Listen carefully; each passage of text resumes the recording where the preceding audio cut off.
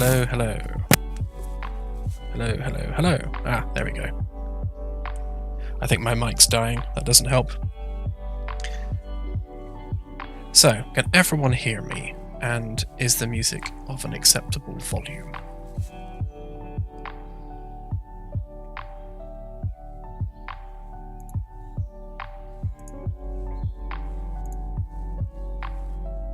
Perfect. Yeah, sorry about that. The mute button on my microphone cord is dodgy as hell for some reason.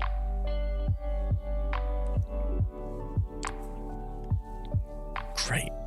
Okay, let's get on with it then.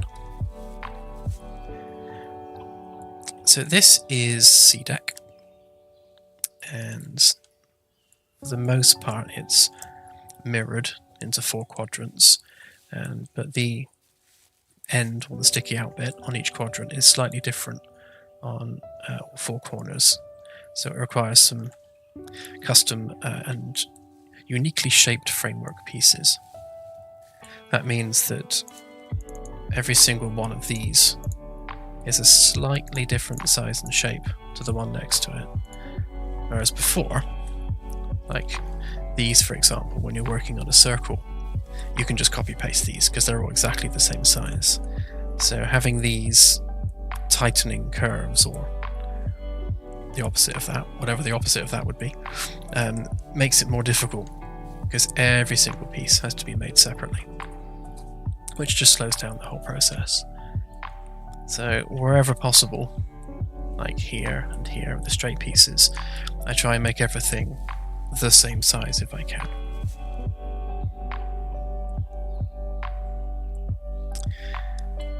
Right then, what was I doing? Ah yes.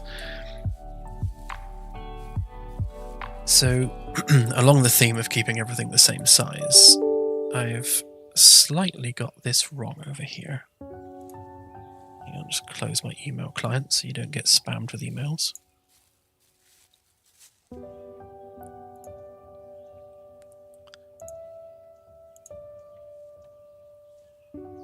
Yeah, so not all of these are the same. For some reason, I don't know what I was thinking, but I kind of went off scale here.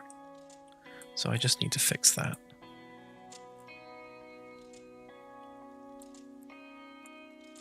I do actually have a plan. It may not look like a plan, but there is actually a plan here. If I turn on my rulers, I do try and line everything up to the same set of templates, which just makes everything easier in the long run, because you start ending up with these consistent scales across the ship. There isn't a corridor between what will be 2 airlocks here, so that goes off plan a little bit, which is where I've got messed up with it. So these walls are correct, they line up there. And then over on this side, these are correct, they line up there. And ordinarily, this, which is what will be a bulkhead, that would be in the middle of the corridor section here, but it's not. It's off to one side, just because of the size of the rooms.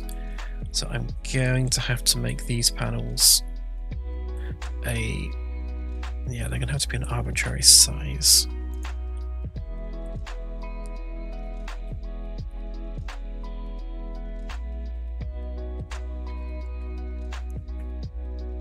Yeah, one of the most common comments I get actually is like, you're using SketchUp for this? You're making a game with SketchUp? Are you mad? But yeah, you can, but it's worth pointing out that you can't just export things into the game and expect it to work, because there's a lot of stuff that SketchUp doesn't do. So when it comes to game-ready assets, you need things like tight UV mapping, you need proper surface normals set up, and these are the things that SketchUp doesn't do. I think there are some plugins. I think I bought a plugin for doing UV mapping, but it doesn't really work. Could be this one. Yeah, that one. It's okay, but it doesn't beat actually properly doing UV mapping. So I use SketchUp just for the base geometry. I export it as a .obj file, there's no textures, there's no UV mapping set up, it's literally just bare geometry. And then I do all the game ready stuff within Unreal Engine itself. As more and more versions of Unreal come out, more and more tools are being added for actual model and asset creation, which is quite good. Okay, so my internal design rules that I've been using for the ship is that wherever there's a corner, you need half a meter's worth of space. So there's 50 centimeters space there. So that gives you room to put a panel in. And the same here with the bulkhead. From the center of the join between two panels, it should be exactly 50 centimeters, and that one's not, so that one's off slightly. And that might be an inconsistency that I've done from here.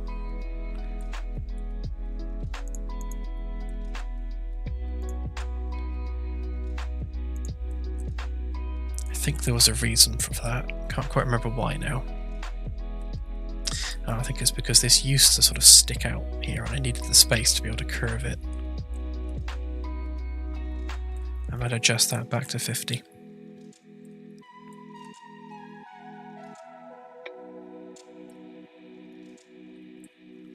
This is quite a tight fit here as well. So with the bulkhead doors, I really wanted them to be 2 meters wide in total. And it just about fits. Like, there's no space there at all, but the door does fit, so that's good.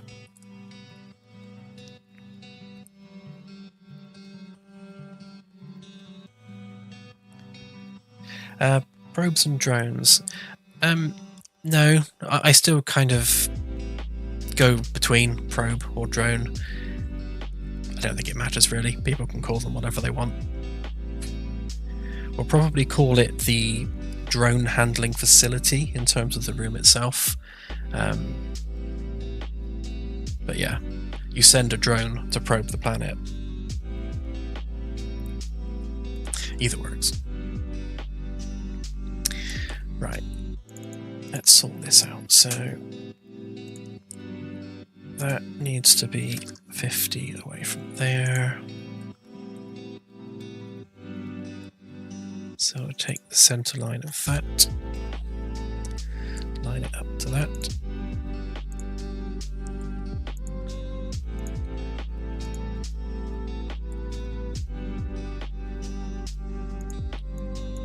Thanks, Kit, I appreciate it.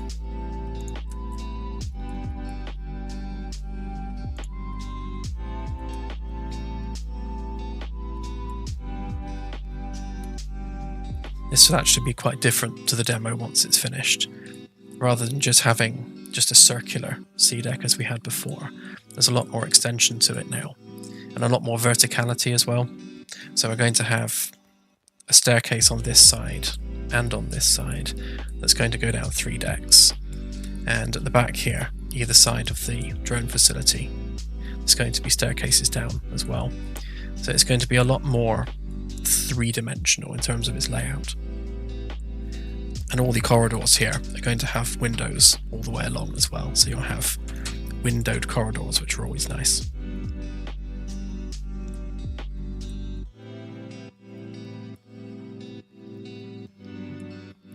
So right now we've got more rooms than we need for the science labs. So we've got the 8 on the outer ring, and then 3 in the middle.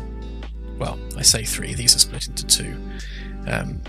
So yeah, we've got way more than we need. I think we need about 9 labs.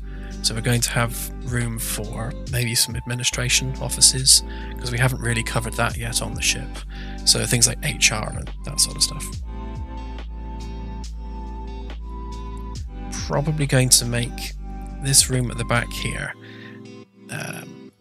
astrometrics, so it's going to be 2 decks tall, so that's going to eat up into the space below, so we need to make sure that I make room for that. So it's going to have a big round hollow display in the center, the same as the bridge, but maybe a bit bigger, with some kind of gantry around it. But we'll see, that's just what I've got planned. And then the other labs are going to be smaller. I did actually... Is it still there? Oh yeah, it is still there. Hang on, let me turn off that. Just randomly, I downloaded a model of a science lab from a UK school. And this is kind of just the layout of it, just to give me an idea of what's a typical science lab in terms of the amount of space we've got. Because keeping everything human scale is actually quite difficult. You're modelling away and you're making rooms and corridors, and then you stick a person in it and you think, that's way bigger than it needs to be. But yeah, I think that will work nicely. We'll have one half for the lab equipment and maybe the bigger half as a storage room, because you'll be bringing up physical samples from planetary surfaces and you'll need somewhere to store them. So we'll just have lots and lots of shelves where you can store all the things that you've collected.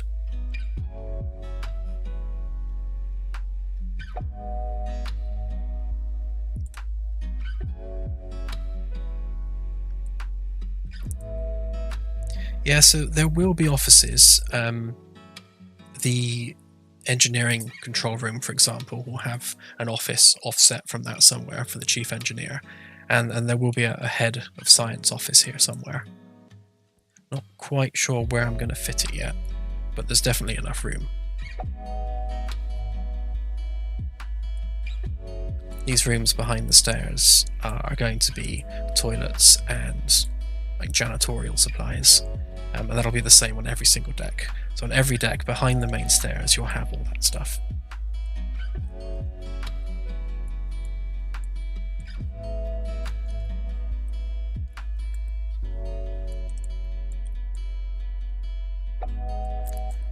If I get rid of those a moment, now we can see what we're doing. Right, so this one can stay where it is.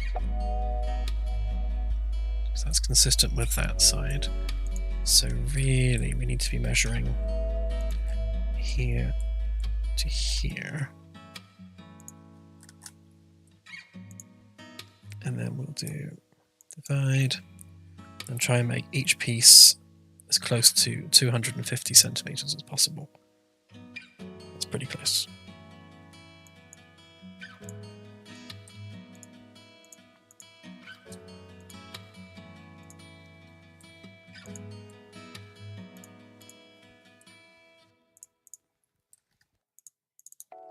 Right, then we can just move these ones up.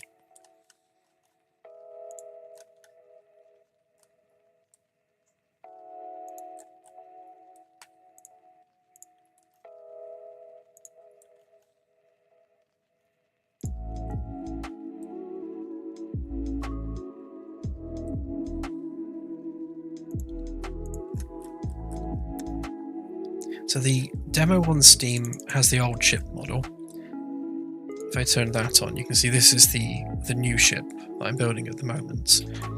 Most of the central area is going to be the same on the demo, but the outside area is completely different. The demo ship's practically a saucer. But in terms of the bridge and the rooms that are actually there, there's no difference.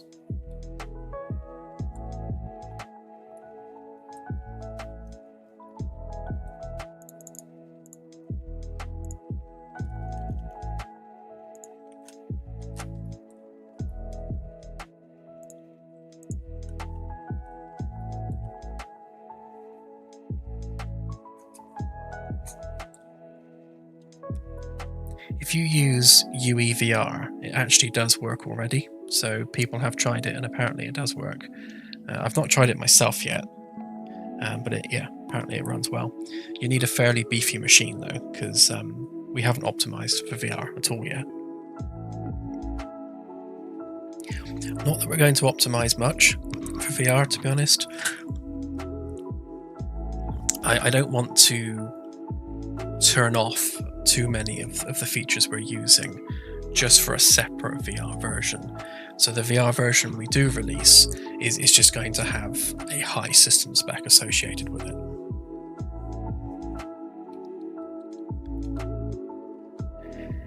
In terms of how easy it is to add VR, everything on the ship so far has been designed with VR in mind. So we are planning that like from day one. So all of the UI panels, for example, you can use those with room scale VR. You just need to put an interaction component on the fingertips of the VR hand, and they'll be able to interact with the UI screens no differently than clicking on them with a mouse.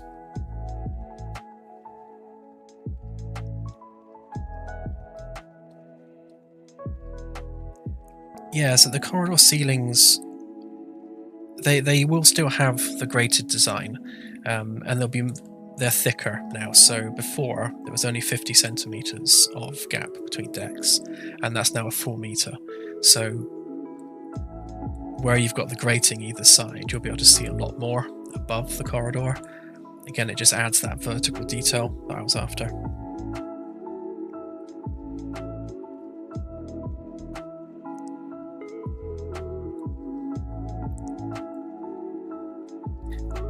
With modding and adding new ships, well, I guess as you can see from this, it's not a straightforward process. It's not like you're just making a 3D model of a ship. You're literally building it frame by frame to build the structure of the ship. So being able to mod that, you'd have to go through the same process. And it's not just building out the pieces, but say that this was a wall panel here. Well, that wall panel is going to be running code. It's going to have a health value. It's going to have all the NPC interaction and repair mechanics as part of that wall panel. So it's not as straightforward as just swapping out meshes. There's so much code going on every square inch of the ship that I think modding it's probably going to be impractical. I mean, I'll never say never, because, you know, modders can be a persistent bunch, but it doesn't sound likely.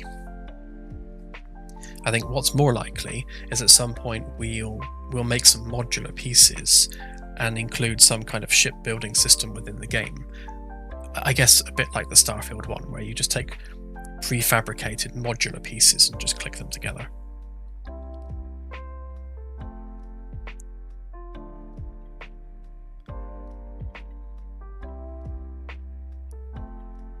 Good evening, thanks for joining the stream.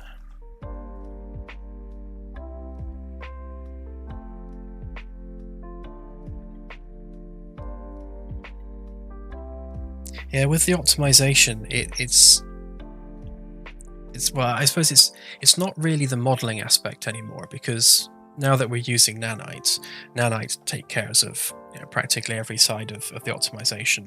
We're no longer having to make different versions of meshes with less polygons. We don't have to do that anymore, because nanite just takes it on the face.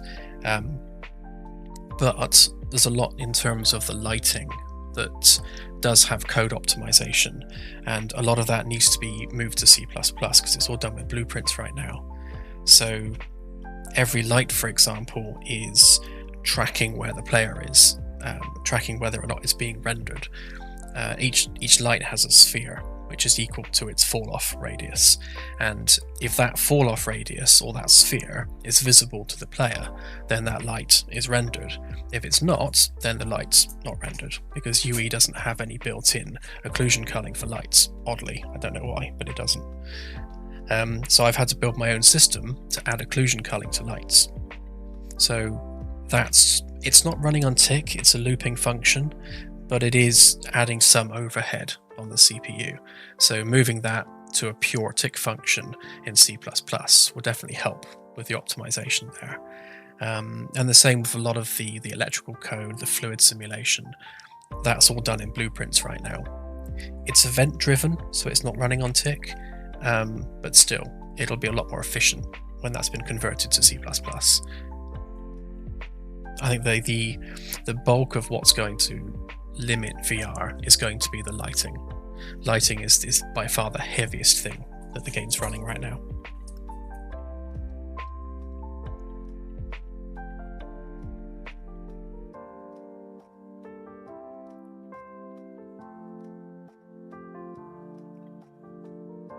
Yeah, the exterior is the interior.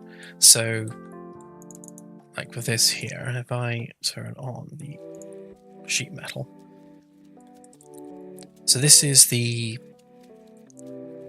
lower outer hull. So this will have hull plating on top of it. So the actual armor plating goes on this, but this is the sheet metal that covers up the deck. And this is part of the actual walls. So these walls here, which will have windows in them, all that structure is part of what is also the ceiling. So the inside and the outside of the ship are one and the same. It's all part of the same model.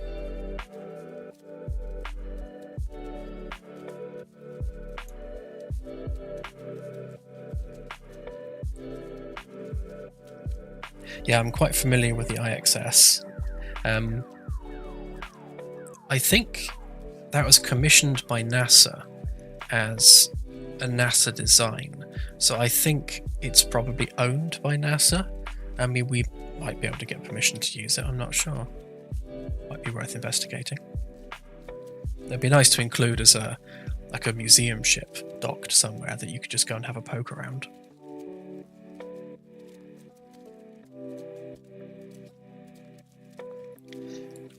The new engines, so they're not going to look like this. This is literally me just throwing something together. They're probably going to have a dovetail type of attachment point here, and there are going to be stairs inside the actual pylons, like I guess you could call them. So you'll be able to get into the engines as engineers to physically go and work on things. But yeah, design-wise, they're probably going to be a lot rounder. You're going to have individual engines. 1, 2, 3, 4, probably about 8 individual engines, front and back, because they'll be able to thrust forwards as well. So braking, you'll see the engines firing forwards when the ship's braking.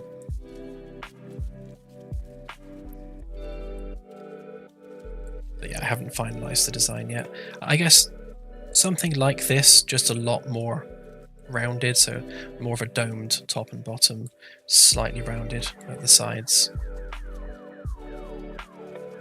But yeah, I'll make the actual exhausts for the rockets detailed. So I'm all about the greebles. So there'll be lots of details there. And the same here as well. So this is where the RCS hardware is going to go. And that's going to be a lot of exposed machinery.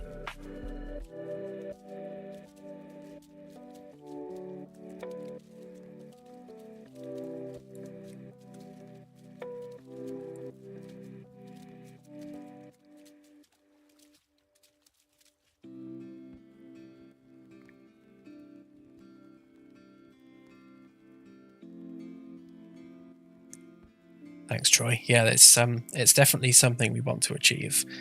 You know, things like Artemis, Bridge Crew, and all the other team-based Starship games. We definitely want to sort of capture that feel and kind of meet that need. And yeah, and the engineering gameplay is going to be deep. Definitely going to be something you have to learn. And yeah, knowing which component's broken and where, you might get a task to go and fix something within the engine pod, which means you actually have to navigate your way all the way through everything, through all the maintenance tunnels, up into the engine pods themselves. I'm trying not to call them nacelles, they're engine pods.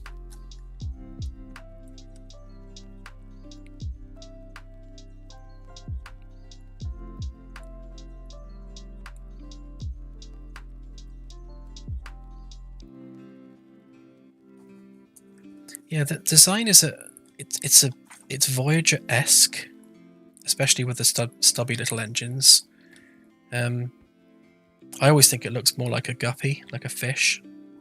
It's kind of fish-shaped. But from the side, it's quite thin. Obviously, I've got a lot of the upper stuff turned off, but it doesn't have the bulk that Voyager has to it. It's quite flat.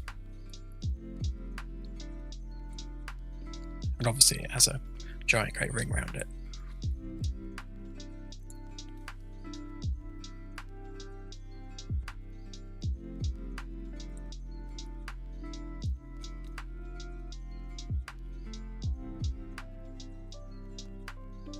Yeah, it's definitely got a Vulcan feel to it.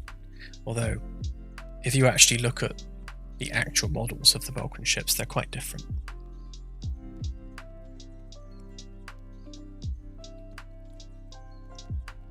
I did actually debate having a vertical support above the bridge as well, but then it just looked wrong and kind of blocked the bridge view a bit. So yeah, I'll just leave it like this. I kind of think it looks like a steering wheel, to be honest, more than anything else.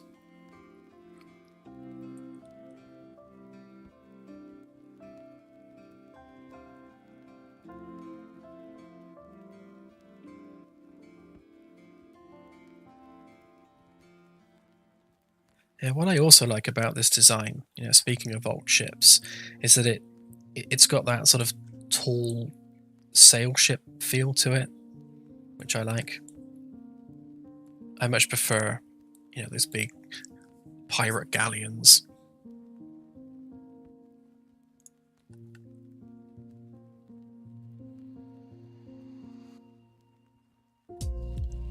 So when there's a hull breach, you'll see here all of these pieces of framework. These are bulkheads, and they'll all automatically close. I'm trying to place the bulkheads strategically, so it creates sort of compartments of safe zones. So, like if there was a hull breach here, then you'd close this one, this one, this one. Yeah, just this one and this one, and that sort of takes care of that particular area whilst maintaining pressure in the rest of the ship. So I'm going to be spreading them around without making them too numerous, because you also need to be able to access them from the bridge and open and close them remotely, and that's going to make the menu system for that huge if there's too many of them.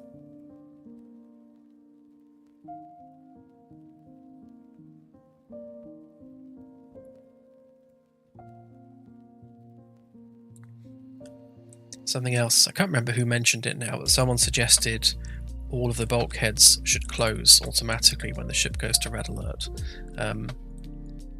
Similar to how on a naval vessel, under certain conditions, you'd close all the bulkheads during combat in case the ship takes a hit. And I think that's a good idea, so we'll probably implement that as well. So as soon as you go to red alert, all the bulkheads will automatically close. They won't lock, they'll just close. And then under condition normal, they'll default to being open.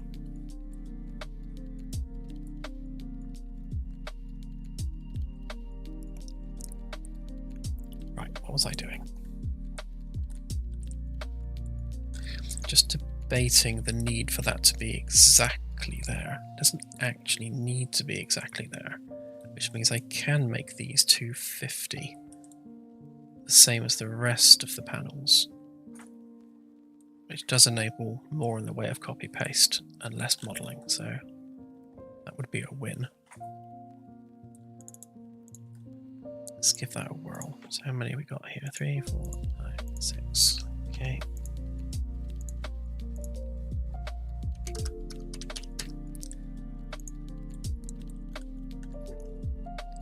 So that puts that one there, which is fine.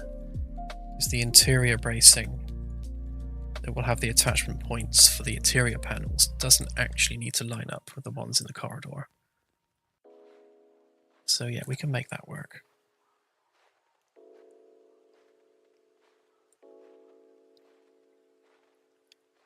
Yeah, every single wall on the ship is 40 centimeters deep. So what's this? I think 37.5 in the cavity. 35, yeah. So you've got 35 centimeters worth of cavity in every single wall, around every single room. So all of the utilities, the pipes and cables, they're all going to be routed through these cavities. And you'll have hatches in the corridors where you can access the stuff that's like hidden within the walls.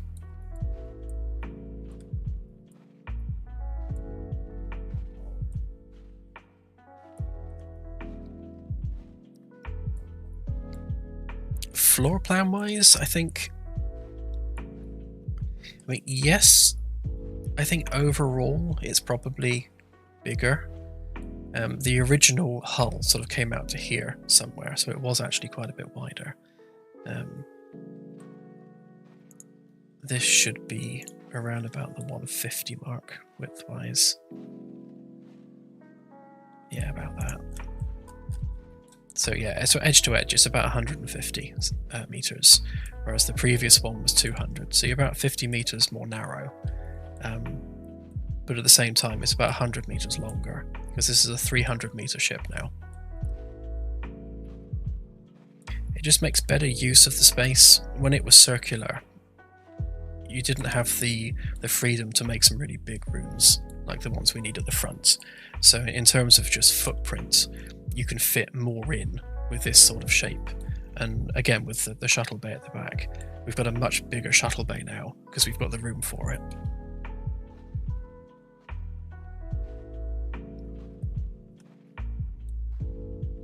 Yeah, certainly a lot more room underneath. The ring itself isn't really going to have anything. So these upper sections, they're really just support struts. They won't have anything in them. All of the main hardware is going to be down in these flared bits. So if we do go with the rotating rings, which they are at the moment, the hardware to achieve that will be located in these sections here, and the main attachment point is here as well. So this is really just a track that the rings run on. In terms of the engineering of it, they're held in place here where it's strongest.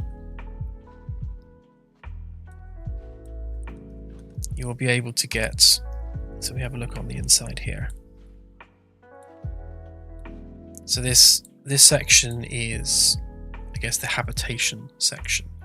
And then on this side, this is going to be all the engineering. And this is going to extend all the way out to the edge here, and you'll be able to go underneath around the cutout for the ring, and then work your way around to the RCS rooms. So in here, you'll have a room where you can get around and underneath, and again around the RCS, and then into the engine pylons. So the outer edge, pretty much from this RCS room back, all of that is going to be an engineering space on both sides. And then forward of this, all of this is going to have windows. So there'll be no side windows further back than here. Unless we put some like little engineering portholes, but it doesn't really feel necessary.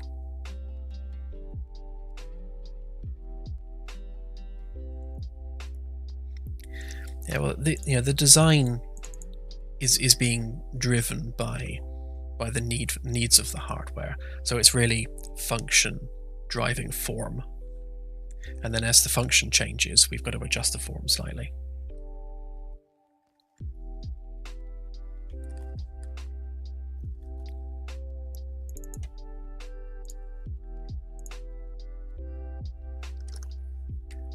Right, I'll just update this side to match the other one.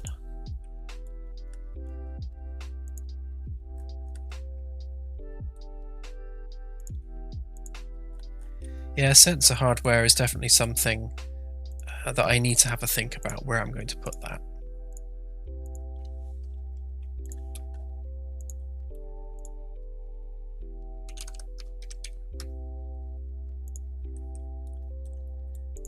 One of the ideas I had is we do have this leading edge of the ring, and this is probably a decent place to put some of the sensors. But putting them there means you can't really get to them. And I wanted the sensor, at least the main dish for the GPS system, and maybe the short range sensors. We want that to be something the crew can access quickly to repair without needing to get a repair bee up there. And with the operation of the ring and the field that it generates, I've been thinking about, in terms of, I suppose, the lore bible for the game, having it so that nothing can be interrupting the ring. So when the field is generated, there can be no hull or anything sticking out into that field, because it's going to either disrupt the field or just get ripped off. Because there's a huge amount of energy that will be generated by the field coils. So by having them protrude like this, it means that the field wraps around the ship without any part of the ship's hull interacting with the field in any way. Which does create a little bit of a conundrum when it comes to the ship's shields. So I'm still thinking on that. I might run a shield grid up around the ring, so all the way around. So this entire shape here will have a shield covering it, and the same on the other 4 sections. And then we could have another shield that just kind of pops over there like that. So it creates what would be, I suppose, 5 separate shield bubbles. And then of course you wouldn't be able to operate the FTL with the shields up. Yeah, absolutely. There would definitely be no FTL with shields up.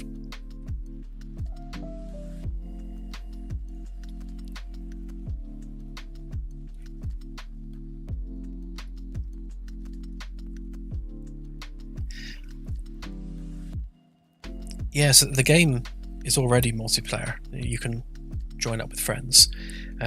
We're never going to prevent players from accessing consoles, because we want to try and keep it as one-to-one realistic as possible. So yeah, I guess our design thoughts with this is, if you could do it in real life, so like if you could lean over someone's shoulder in real life and then just like jab at their keyboard whilst laughing at them, then you can do it in the game too. And it's about policing that player behavior rather than preventing that player behavior, because we don't want to limit just being able to walk up and press a button on a console. Like, you don't have to sit down in the chair and formally use the console. You can just run over to it, press a control, and then run off and do something else. So yeah, so if there is a player being a jerk on your server, going around messing everything up, we have a button to send them to the brig, and we would encourage people to use that button.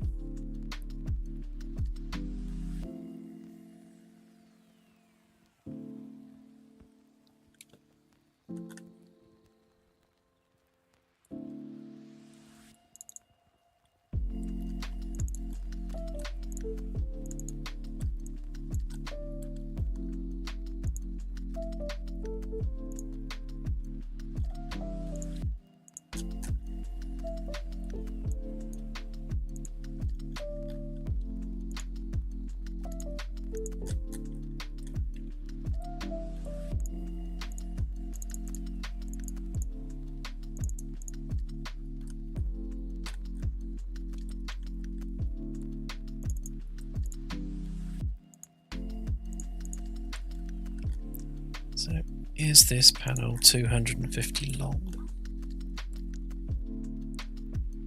Yes, it is. Great. Right. So I'll get rid of that because we don't want that one.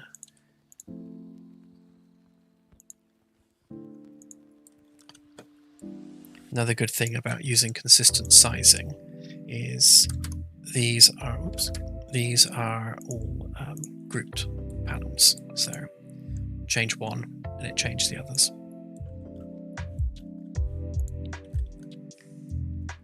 This means slightly less work to do.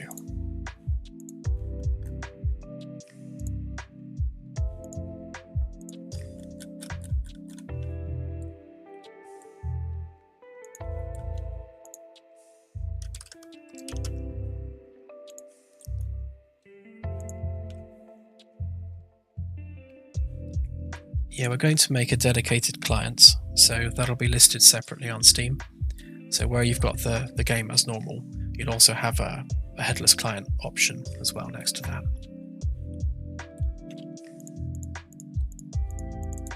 I'm not sure when we'll get around to that, but it's definitely something that we have planned.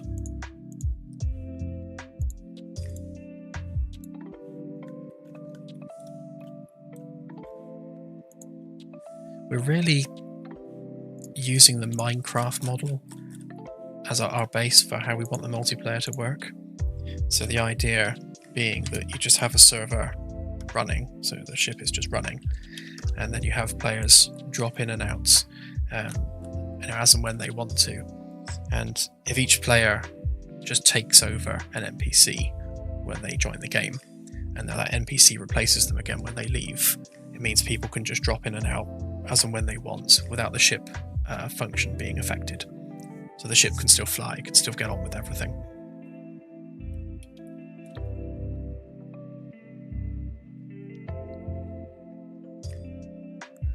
We actually already had GPT 3.5 working, but I had to turn it off because it used up all my API keys, my tokens rather.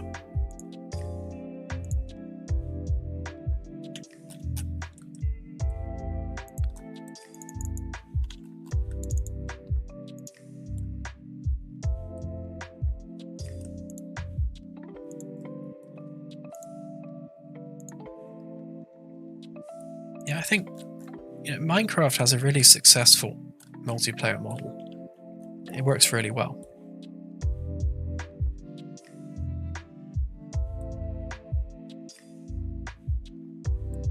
We don't have the infrastructure to make this an MMO or anything like that. But being able to fire up a dedicated server and just have a server running, which a group of people can drop in and out of, without having to formally start a session each time. I think that it just gives players a lot more freedom.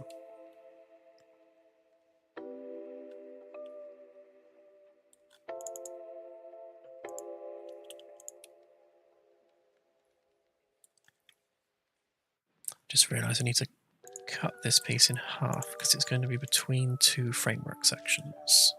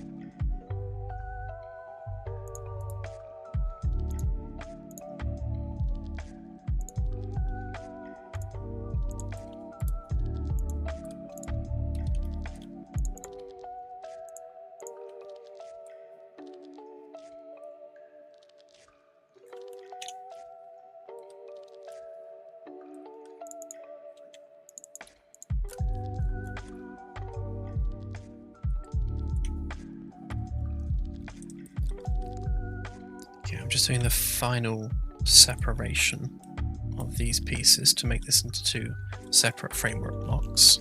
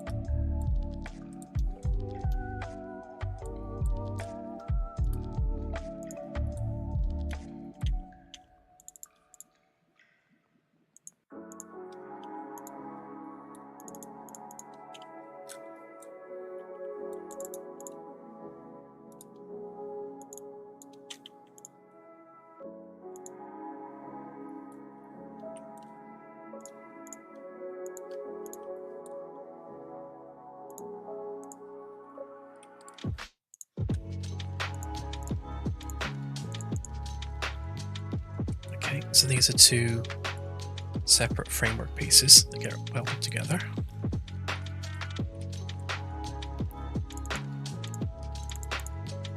I'll stick an external face on this one just so it doesn't look weird.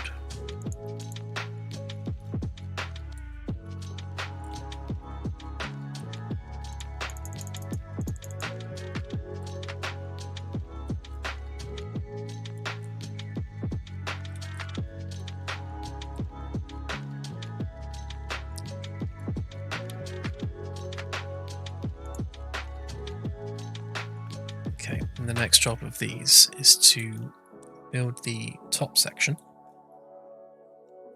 And the reason I'm doing this separately is because I want to be able to, within the game engine, turn off all of the ceiling geometry just to reveal the decks like this. That way I can do renders of the decks, and it'll be nice when there's a full finished deck with wall panels and furniture and pot plants and everything. We can do a picture of each deck with everything, all the interior furnishings within the picture, which I think would look quite cool.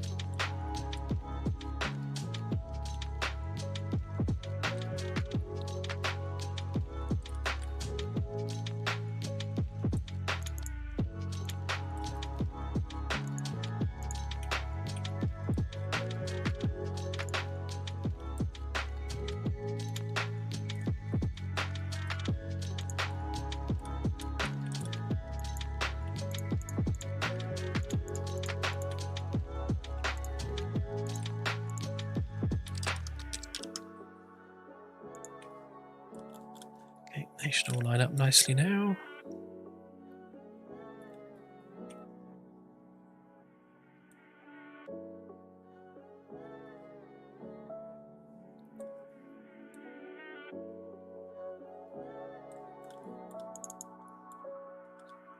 If you mean this, no. It's... Oh, hang on. If you mean this, no. The area between decks is just this. So it's 100 centimeters, 1 meter exactly.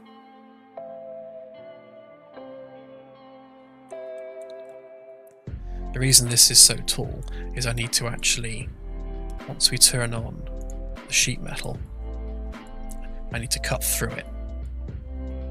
So we then cut this to shape using the actual outer hull. But before I do that, I just want to get all the vertical supports where they need to be, because these also define the ceiling tiles as well. This one's upside down, so each one of these spaces will be one ceiling tile, and there'll be attachment points on all the corners, and these will be cut out in the center as well. Again, I'm trying to keep them completely consistently sized so that I only have to do one and then copy paste it to the rest.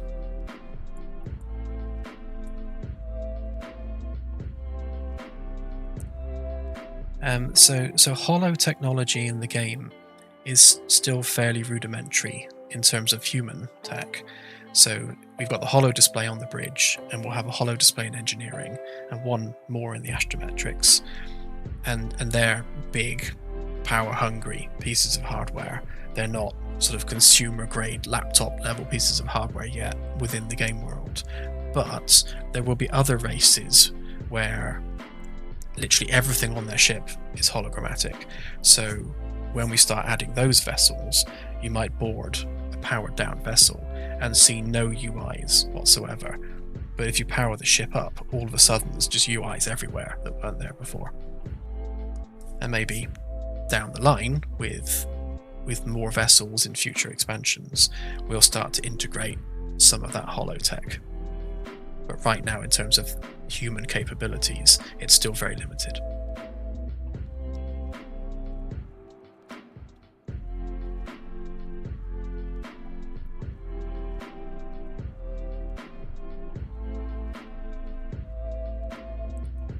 Yeah, we still haven't stress tested exactly how many players we can fit in a session, and it's difficult to know for sure because it's down to the hardware and connectivity of the person hosting. So if you've got someone with a top-of-the-range PC on gigabit fiber, they're going to be able to host a lot more players than someone with a mid-range PC on broadband. But using our broadband, and we've only got 60 down, 20 up, we were able to host 13 players without any obvious issues. But there are 200 crew slots, so technically the limit's 200. But having done raids in World of Warcraft with 40 players, you try and get 40 players organized to all work together and do the same thing when required. It's like herding cats or stacking marbles. It's an exercise in frustration. So I don't think a full crew of 200 players would be anything other than a complete disaster.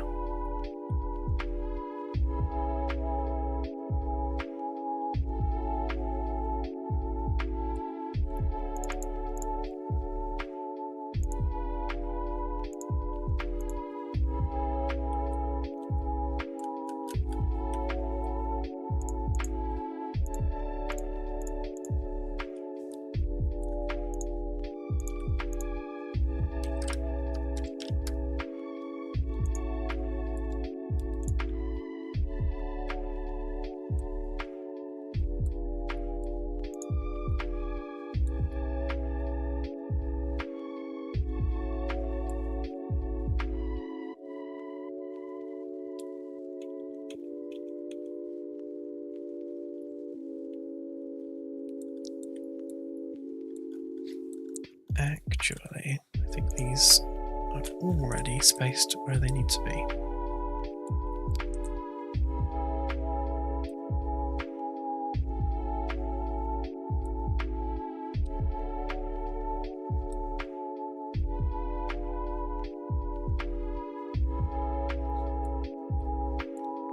So the number of ships we can have in a single session is really dependent on the object counts and memory counts of the game. So we wanted to go big with our first ship, really sort of push the limits of what the engine's capable of, and so far so good. It's handling it, but I think to have 2 of these ships in the game world at the same time, for a start you need to duplicate everything in the ship and layer it vertically somewhere, because the ship itself is a static environment. So you'd need 2 of those, which means double the code, double the geometry, double the NPC crew. So I don't think it's practical, or I don't think it will be. I mean, we can certainly give it a try one day, but suspicions tell me that it's not going to work. But maybe 2 ships half this size, that would work. Or 4 ships quarter this size. It's about memory and object count. I certainly want to do a multiplayer mode where you have 2 teams, 2 ships, and the idea is to board the other ship, fight your way to their bridge, and capture their bridge as the game mode, which I think would be really cool. But probably it's not going to work on 2 ships this size. It's going to have to be 2 smaller ships.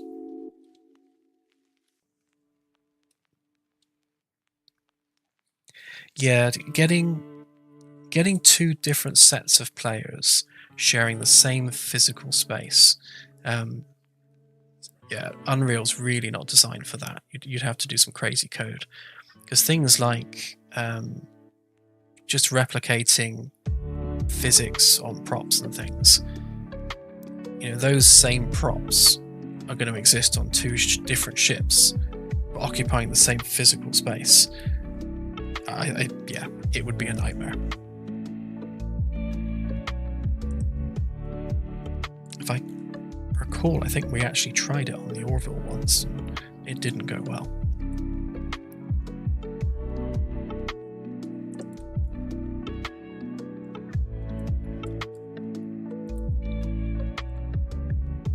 I think this section is about ready to get chopped.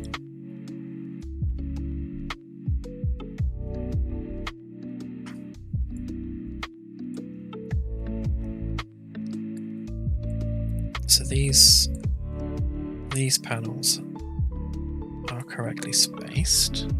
Oh, it's auto-saving.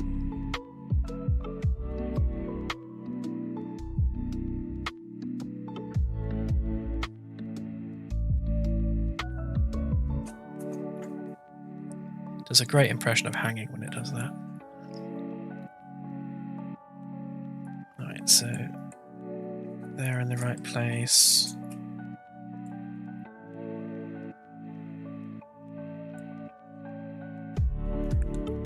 Might adjust that one to match that one.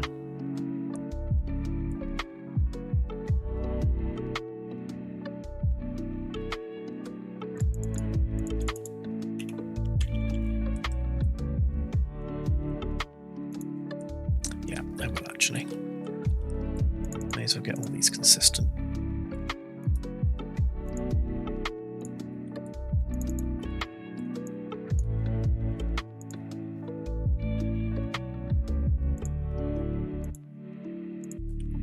Help if I measured it first.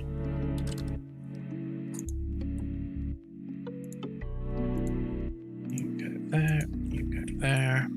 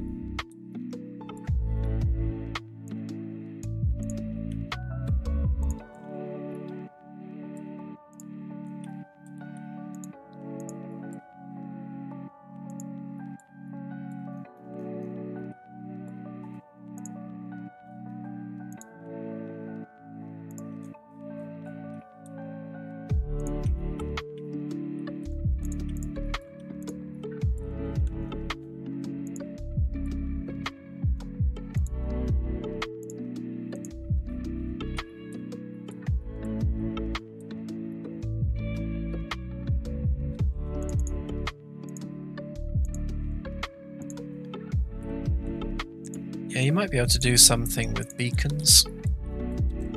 I haven't really looked into beacons very much, but it's the sort of thing that you'd be able to use to communicate between two multiplayer servers.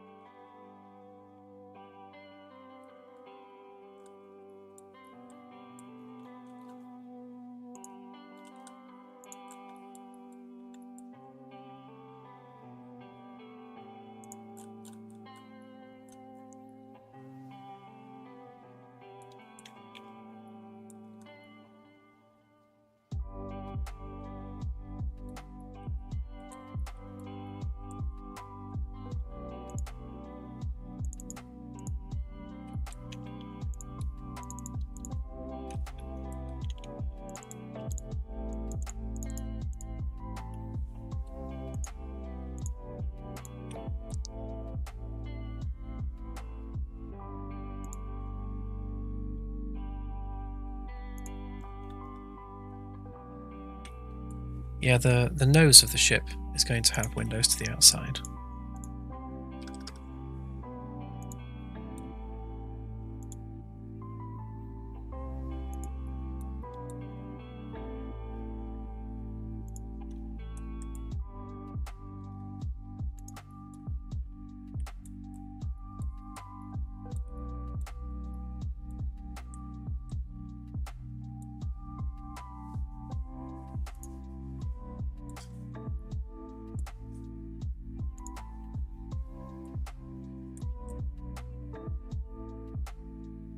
This is why I make templates, because otherwise I forget where things are going.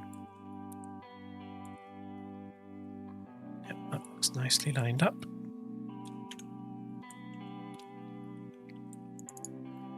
And that means these guys are wrong.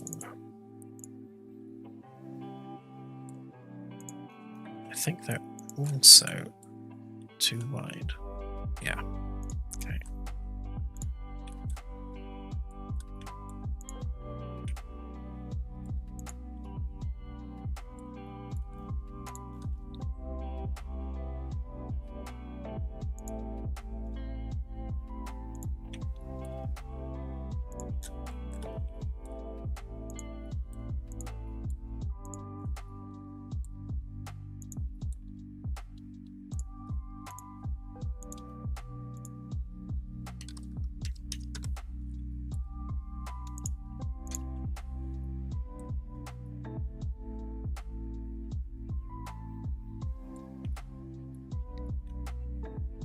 Yeah, the reason that these ones have holes in them is simply because all this is new geometry. I haven't got around to cutting holes in them yet. This is the stuff that was there before. And to be honest, these are just generic holes. They bear no resemblance to what actually needs to be there, because we need to work out where the panel's going to be, the access panel, and then put the hole in that location. There may not actually ever need to be a hole up here. I'll have a look.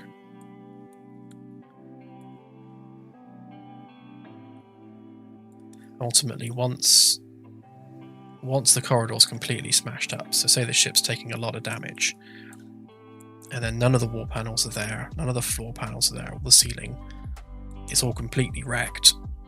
We want to be able to see lots of detail behind the wall panels to really kind of show that there's more there.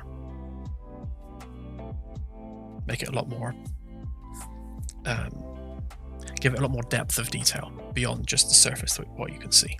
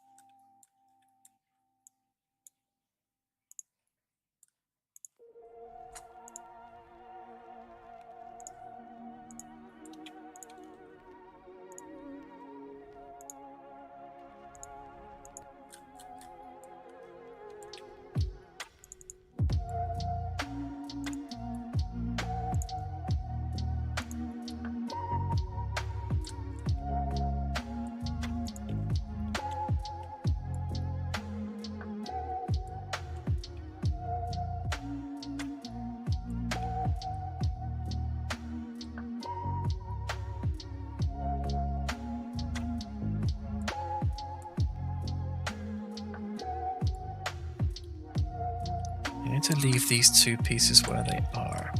It's one of the issues with having a straight corridor intersecting a circular hull is that because of the curve, it goes off center from the center point.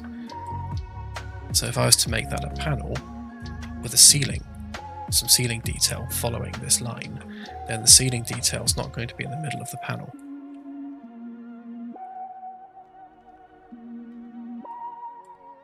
So I'll have a look at that. I might move this across slightly on this side just to match where the ceiling geometry is going to go.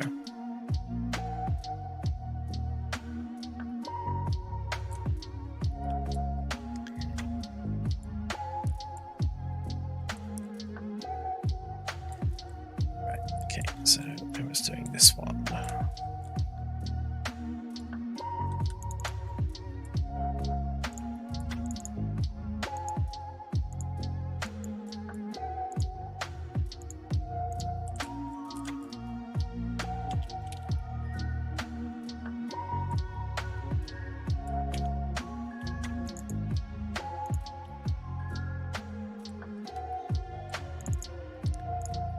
Okay, and then just move these ones.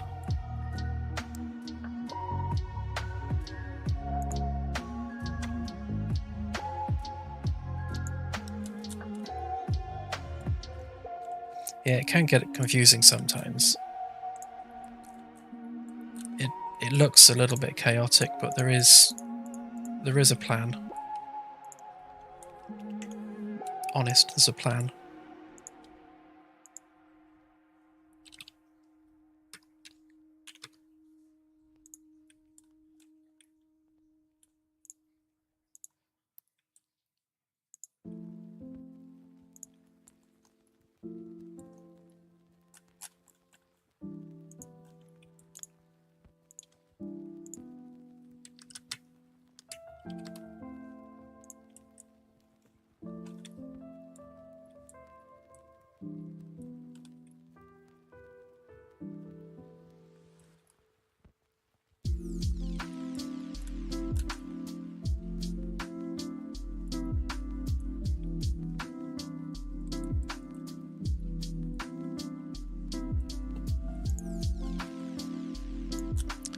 going on with that one? How wide are you?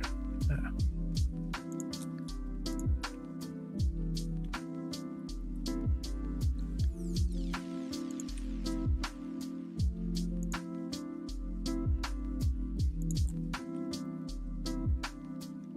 $49.4. It's almost 50. It's close enough.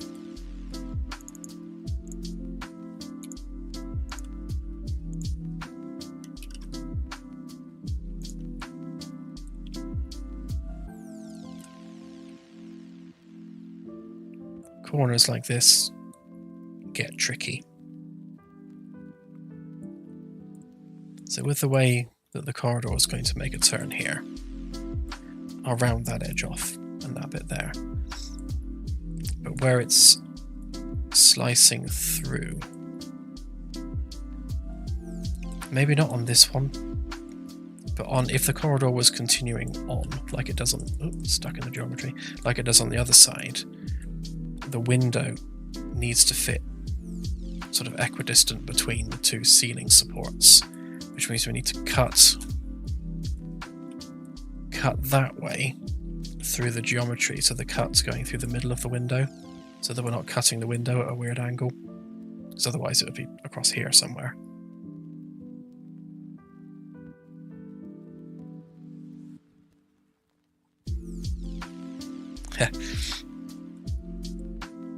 Well, the refit was kind of my baby that I was working on. It was more Rob, who started stage 9, who was working on the D. I helped do the corridor code for the D. But yeah, my ship was the refit. That's what I worked on most. I still have the old stage 9 files here, which, as you can see from the version numbers, I've not touched in a long time.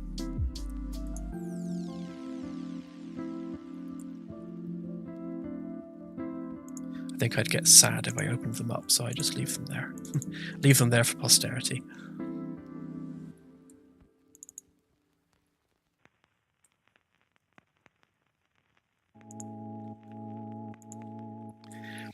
Thanks, yeah, I do miss working on the refit, and one day I will get back to finishing it.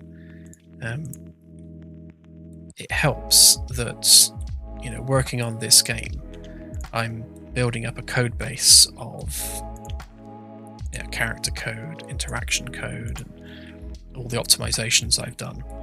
And when I eventually one day go back to my hobby of doing the refit, then I'll have all that there, ready and waiting.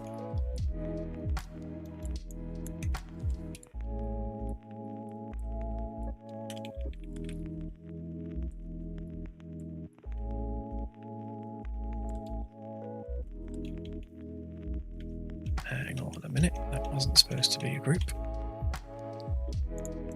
That was supposed to be unique.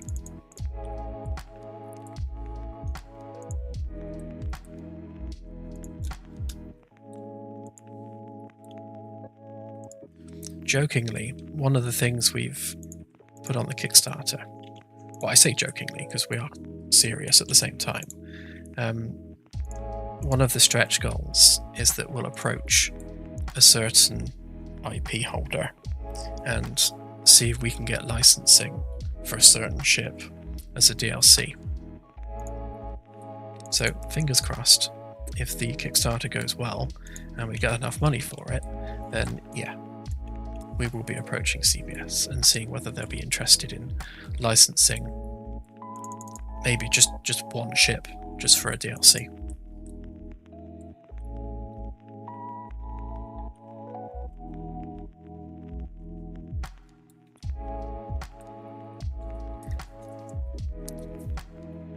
So Kickstarter should be going live on the 1st of March. I was holding off until this was done and the trailer was finished. But we've got magazines and other publications kind of sitting on articles ready to go, and they're really looking for an actual date. So we've just bit the bullet and said, all right, 1st of March. Regardless of whether I get this done or not, 1st of March.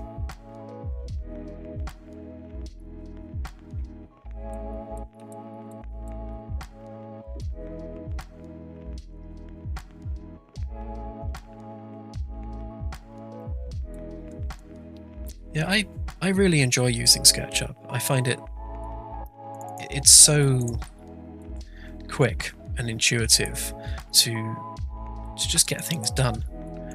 You don't have to fight it very often. As long as you're not trying to do anything too gamey with it, it's fine. And you know, most of the interior design work is ArchViz work anyway.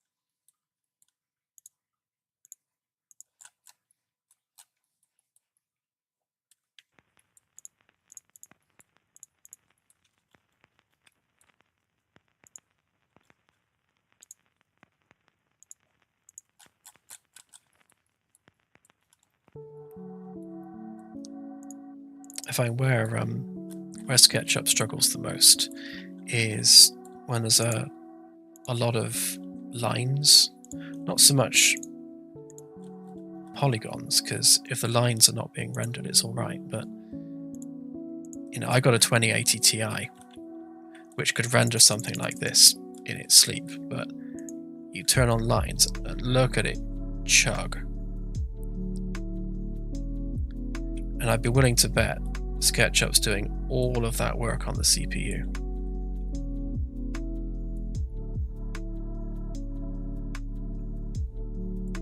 Yeah, turn the lines off and it's fine.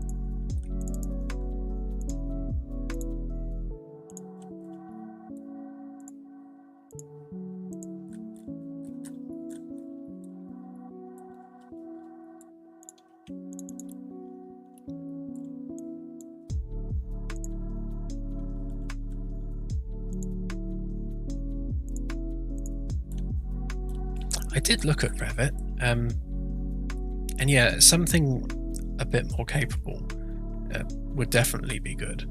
But I think, to be honest, if I was to switch tools, I'd probably just invest the time in learning Blender properly.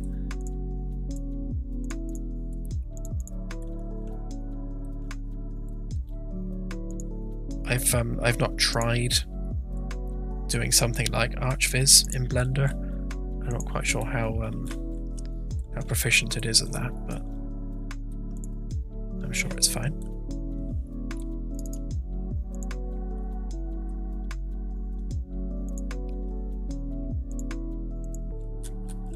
I used to use Blender just to do all the finishing touches on models, but now that they've added a lot of that functionality into Unreal itself, I haven't actually had a need to touch Blender. I mean, I even do subdivision modeling within SketchUp these days.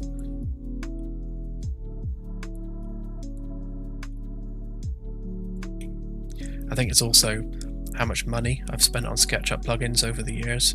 Kind of like, I spent all that money on plugins. Moving to something like Blender, which is free, is kind of painful.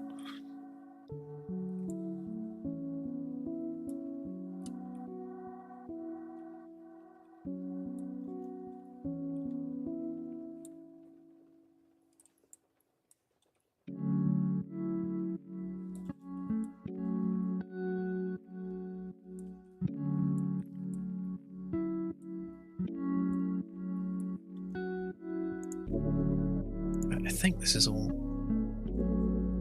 right now, so that should be the same size as that, which should be the same size as that, yeah. And then the same this way.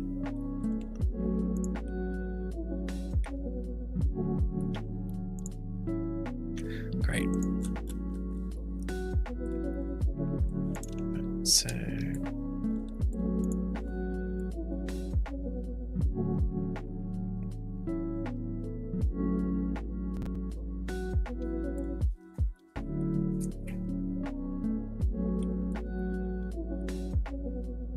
yeah, so the wall panels go along this line here.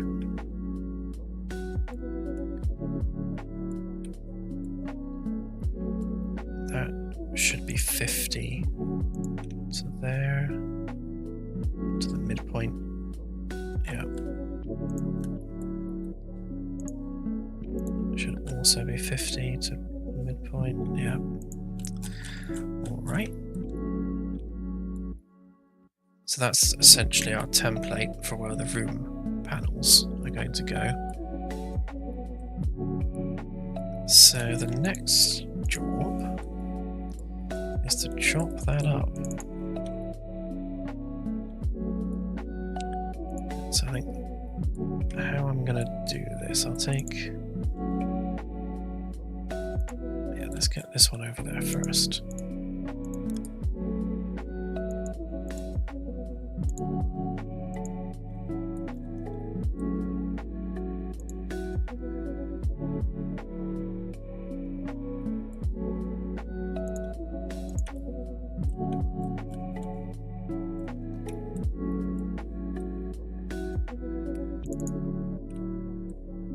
Then we'll take that interior face.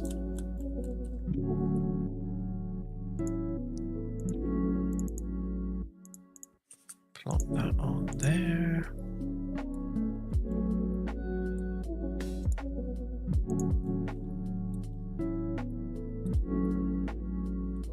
Right, that's going to be our cutting plane.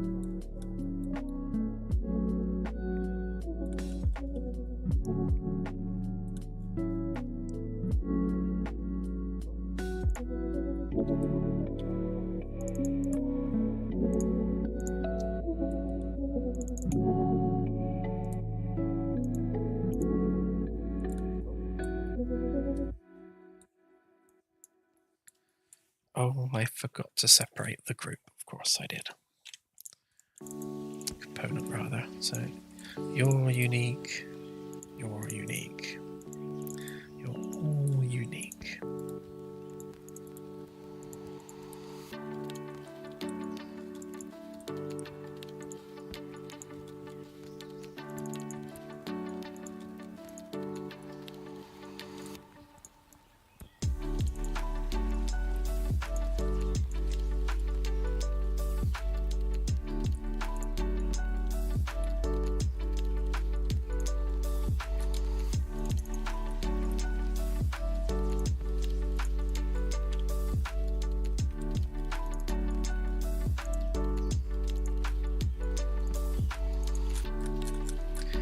Okay, next.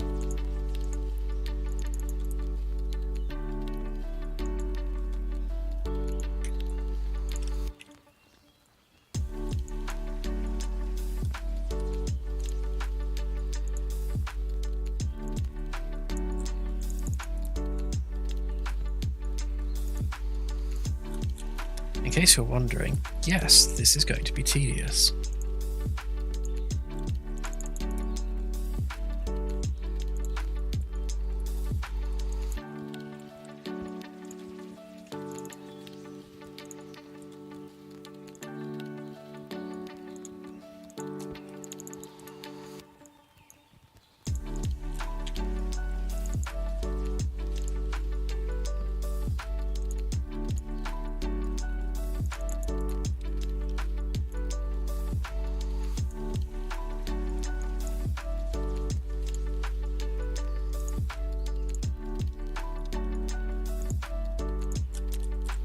I don't really want to explode the group, or explode all the groups, and then cut, because I'm then going to have to separate everything back out into groups again, which is probably going to be an even bigger pain. So I'll just take the hit and do it this way.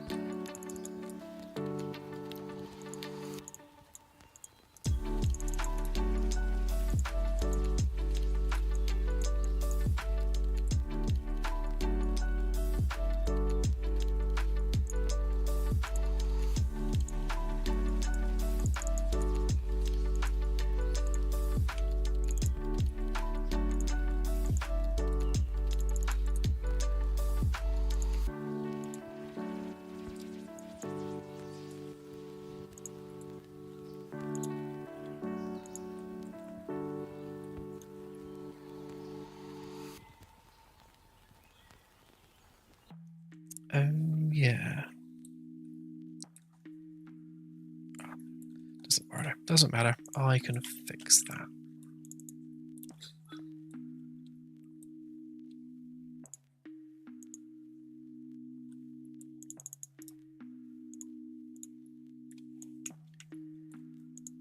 Yeah, so specifically, this bit I'm working on now is the roof of one of the airlocks. It's going to be quite a big space for an airlock, but it's going to come out straight there at some point.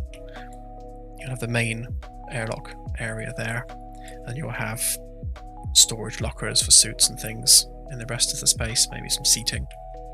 So it's going to have 4 airlocks, these 4 spaces here. And if I turn the hull back on the outer hull here, there's going to be 2 landing pads. So if you imagine the ship like this, you have a landing pad here, here, here, and here.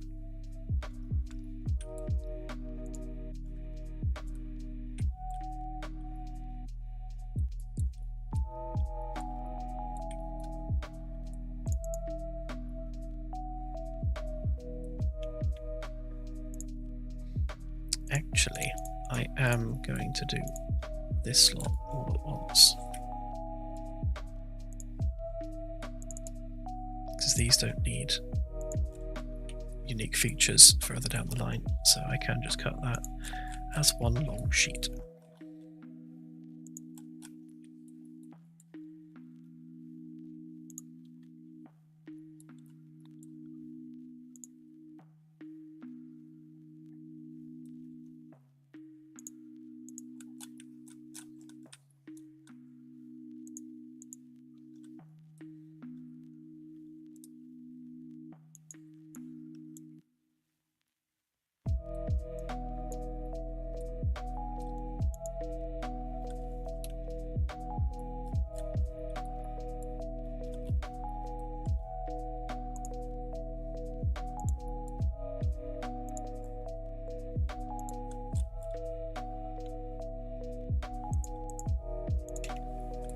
Actually, they don't need a top face, because that's a curve, so it's going to require a lot of lining up.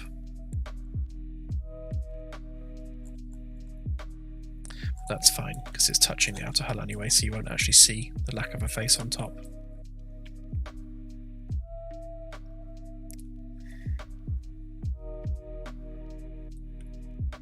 Alright, so all of these bits on top need to have cutouts in them.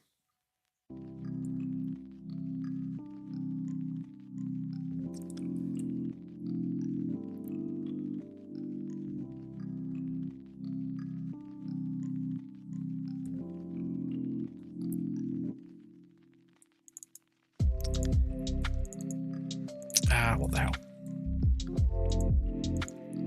I'll do it all at once, and then I'll cut them up afterwards.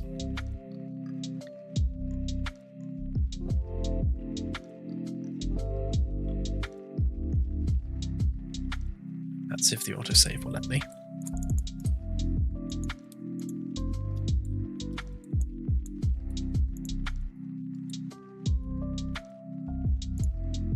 Which means these guys can go.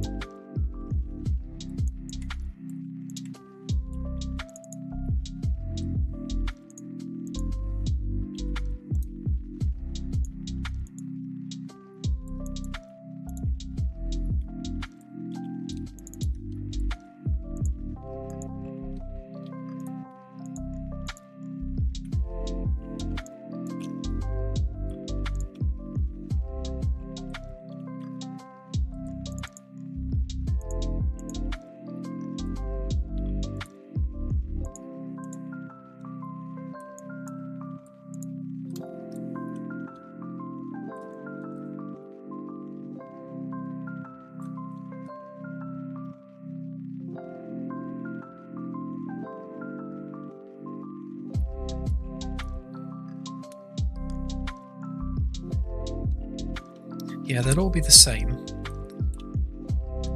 I guess it's about having capacity more than anything else.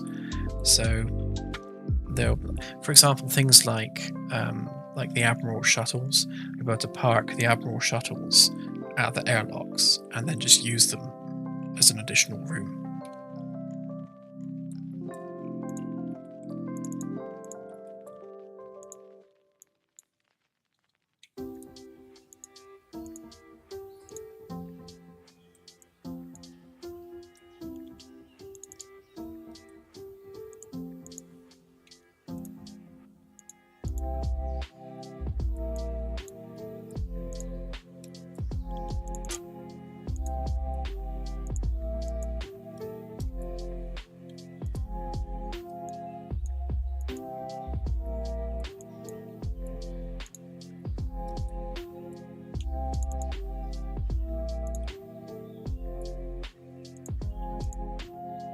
I think for a human vessel, they will be connected physically. For alien vessels, it's unlikely that they'll have miraculously built the same docking structure, so that will be an EVA job.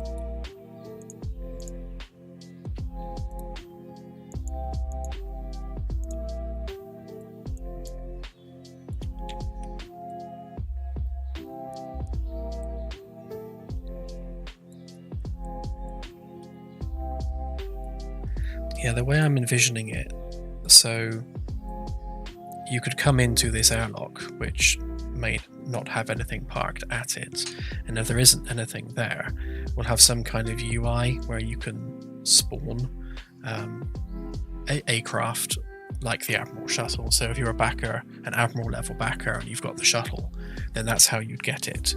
You'd walk up to the airlock controls internally, spawn the ship, and then you can then access it, and it will be docked physically to the side of the ship, so you wouldn't need an EVA. But if you have a visiting alien ambassador, then they wouldn't be able to dock directly. They'd either go to the shuttle bay if the ship was small enough, or if it wouldn't fit in the shuttle bay, they'd use one of the external docking ports, and then EVA between their ship and your ship.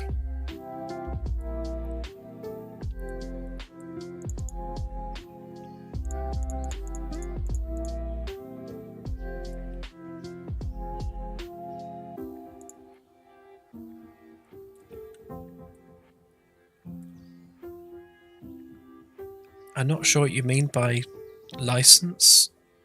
So if you are an Admiral level backer, you will be able to spawn a shuttle whether you're the server host or not. So simply going to one of these airlocks and spawning it, you would be able to.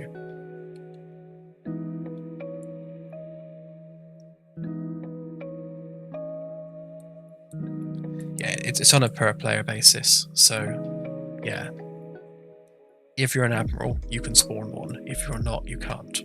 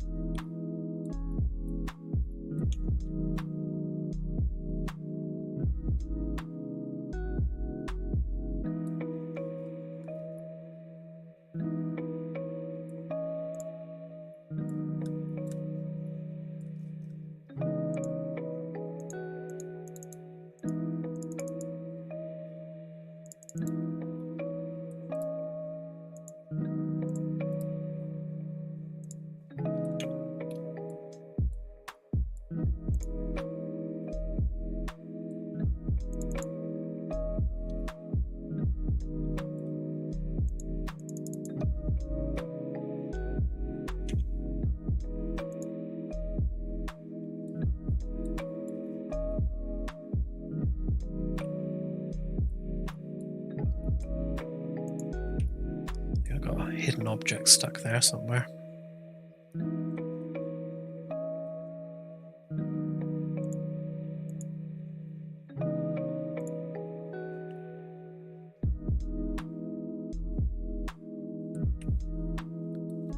I think it's something relating to that.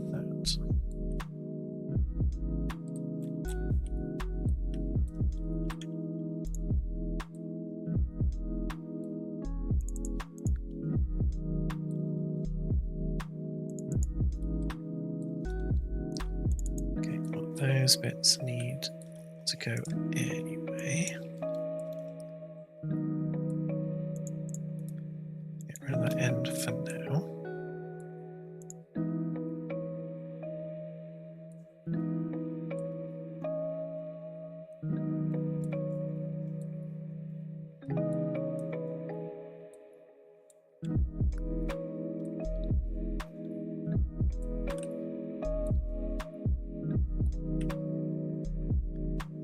Okay. And then that needs cutting across there.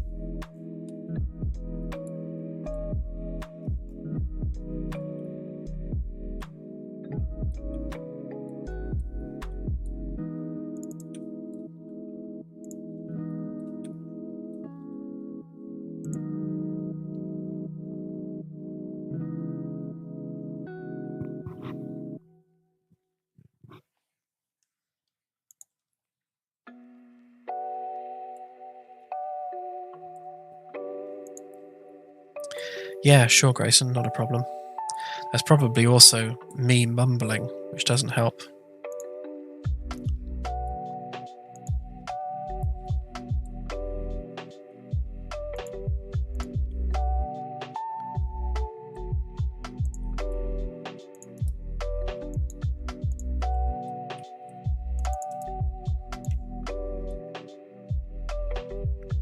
Yep, and this is all being done in SketchUp. Insane but true.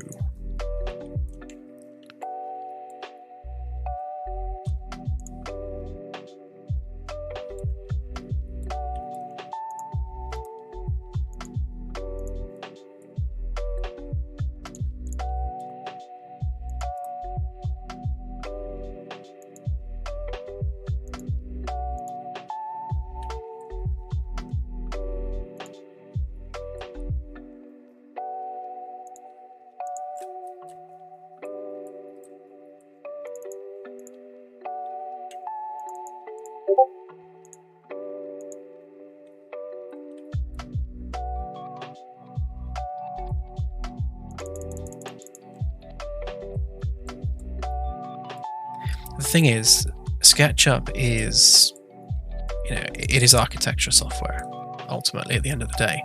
So, when you're building interior environments, you are, doing architecture. It's ArchViz. I wouldn't model something organic. Like, I wouldn't model a person in SketchUp because it's really not designed for that. But, hard surface modeling and interior design, you can go a long way with SketchUp, especially with the right plugins.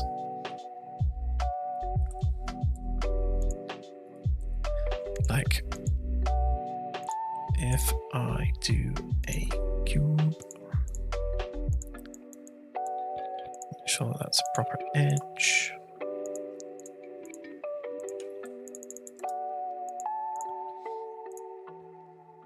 So, there you have a subdivided cube.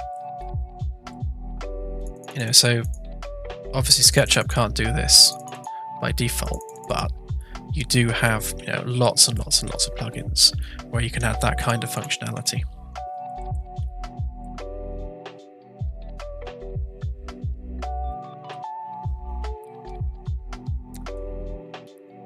I guess the one thing I'll always say to anyone wanting to use SketchUp for anything game related is to remember that it's not going to output a game ready mesh. If you've textured it in SketchUp and you import that into Unreal Engine, it can pick up and use those textures, but you're much better off doing the UV unwrap in Unreal Engine, doing the material work directly in Unreal Engine, and and just using SketchUp literally just for baseline geometry, nothing else. Like, I wouldn't bother texturing any of this in SketchUp. I do it all in Unreal.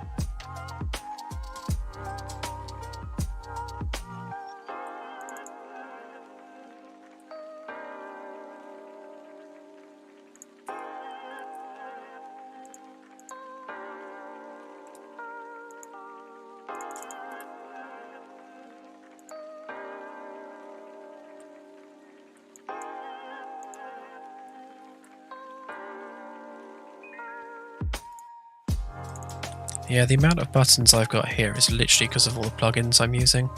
I've got so many plugins. And, you know, someone who uses Blender would quite rightly argue that all the plugins I'm using here are features that are in Blender anyway, which is all very true. But, you know, it's more the, I guess, just the ease of modeling in SketchUp.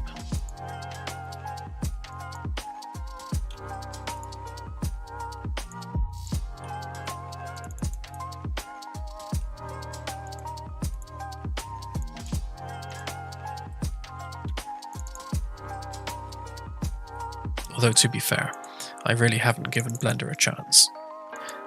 It's just when you've been using the same tool for, you know, 6 years or more, you kind of get stuck in your ways.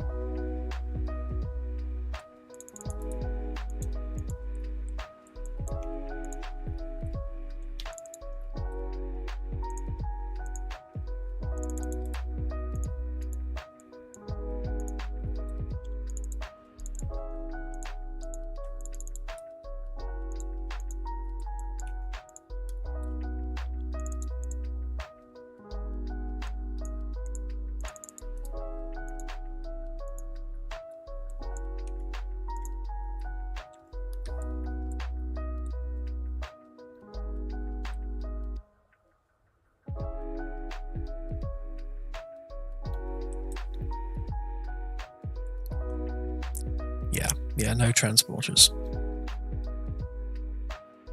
So every piece of technology in the game is going to be based on real world technology, or at least at the very least theoretical real world technology. And there's no theoretical science with transporters that is anywhere close to being viable. Yeah, things like FTL, you know, we've got viable math that proves that it works, at least, you know, on paper. But with things like transporters or teleportation, we just don't have any science backing that up at all.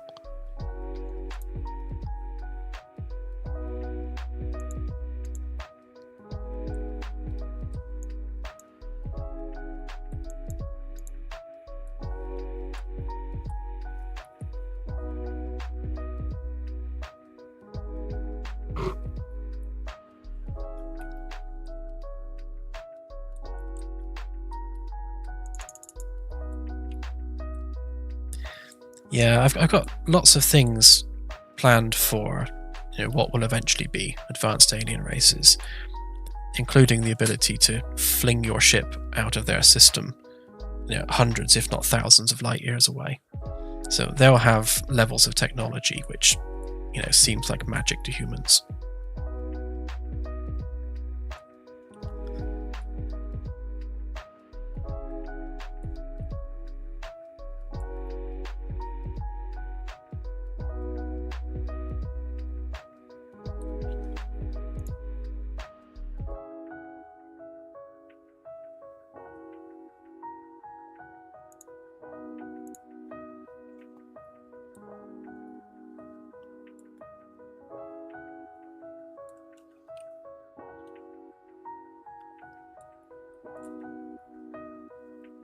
Okay, I think that's generally the shape done, so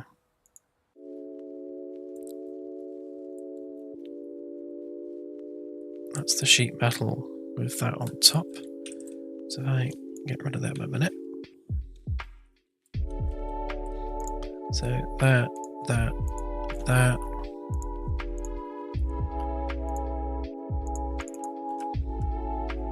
So these objects combined, that's our framework piece. So that's what gets welded as one solid lump. So it needs that. Oh no, that's fine. It needs lightning holes cut through there. It needs holes cut in all these little squares here. We need some internal supports coming down off of these.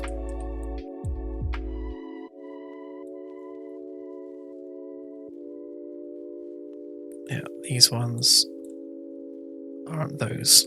So those need swapping out actually.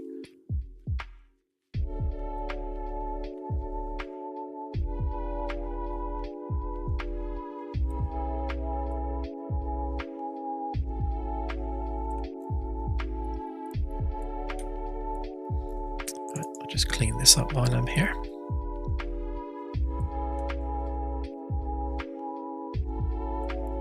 Might need to extend that edge slightly at some points, but for now, just do this.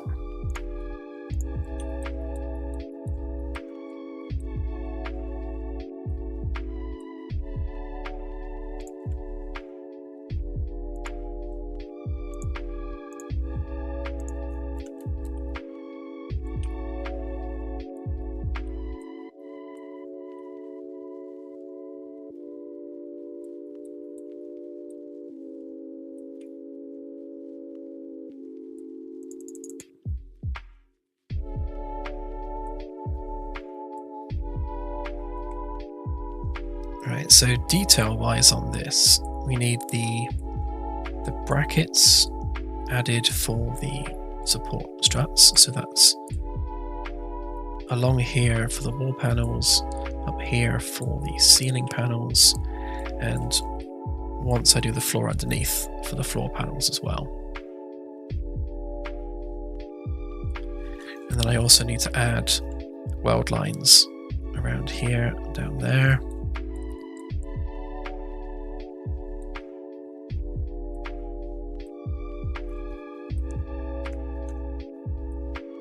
Some vertical braces down there. But yeah, pretty much that's how we want it.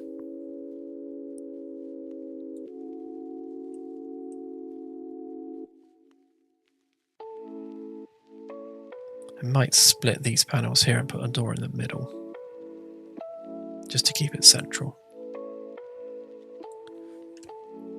Okay, good.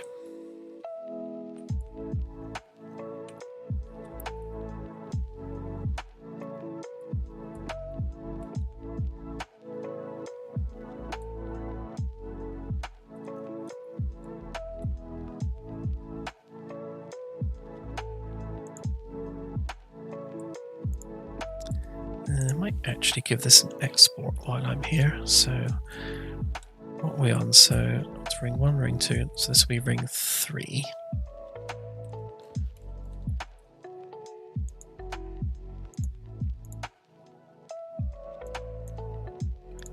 So that would be that,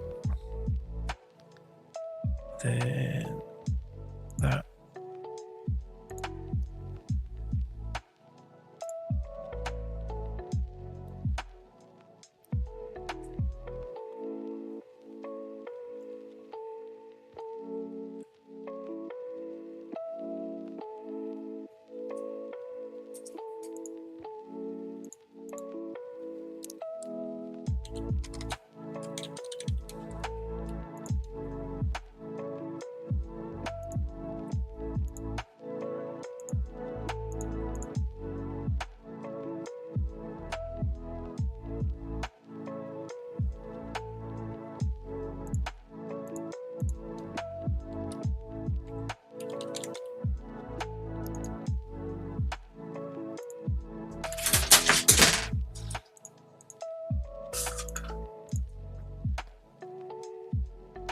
Oh, my cat just fell off a fish tank.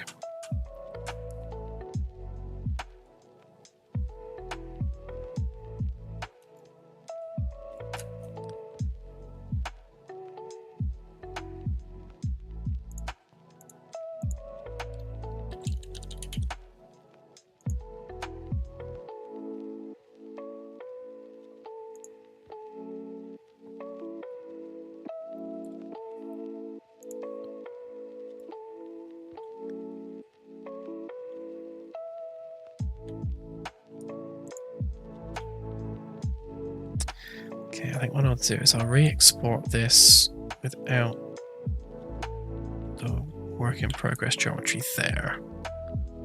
And we can start inserting the actual more finished pieces.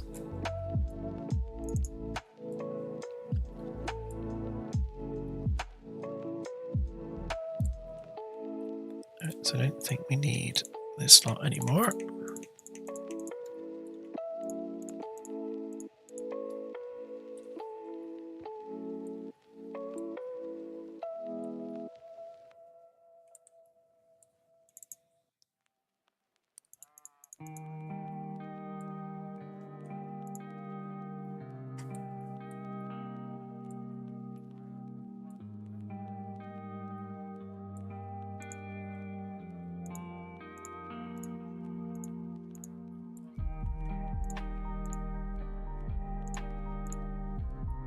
So you want those pieces, that piece.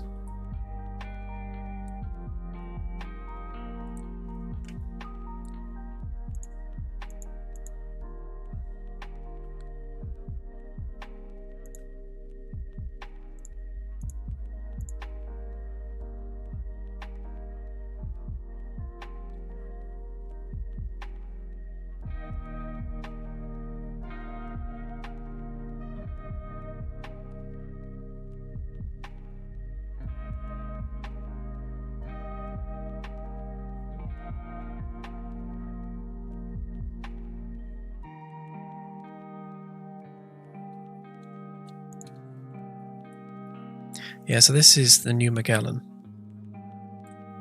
which you probably see a bit better here. So from above, yeah, I can see what you mean by Voyager-esque from above, but once you look at it from any other angle, it's it's a lot flatter. Let's turn on some of these framework pieces.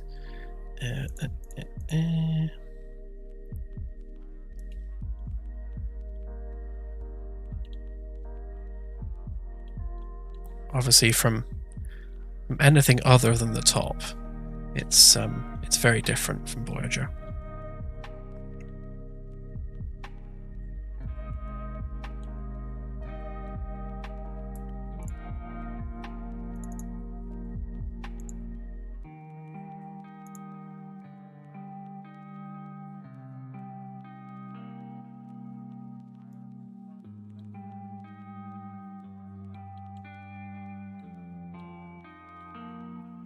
That gets rid of all the bits we don't want.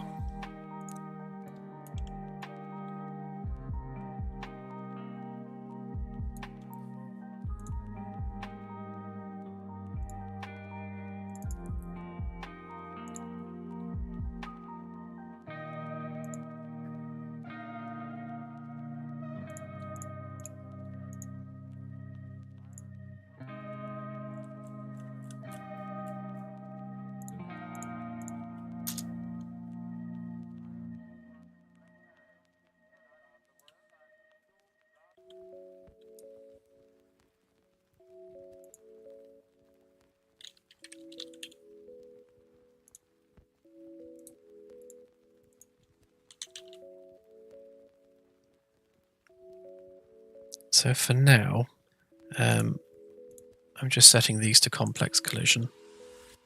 So what it'll do, it will use the nanite fallback mesh for the collisions.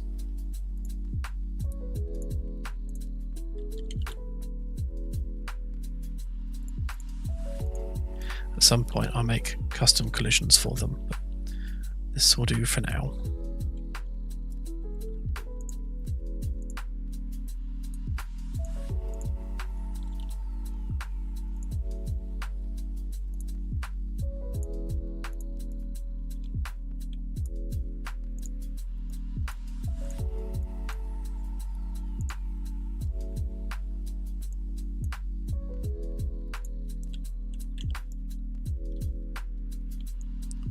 Okay, so that's where that piece is going to go.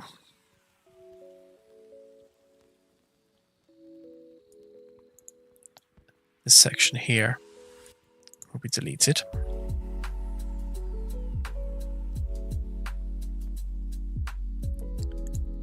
But to be honest, I may as well get rid of that now.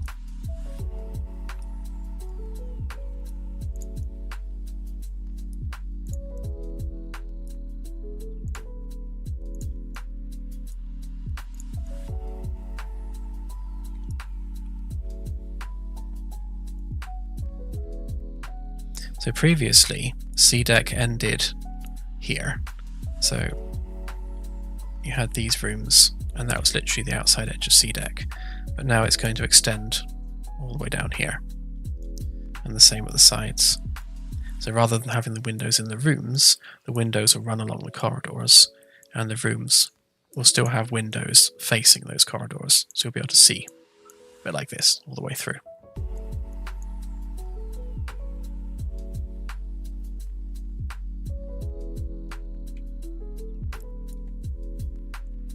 So the reason I started redesigning the ship is because it needed finishing for the most part. So everything that you've seen up to date and the ship that's currently in the demo, that's all just been a work in progress. And I found that I needed more room at the front of the ship, and the shuttle bay needed to be extended out the back.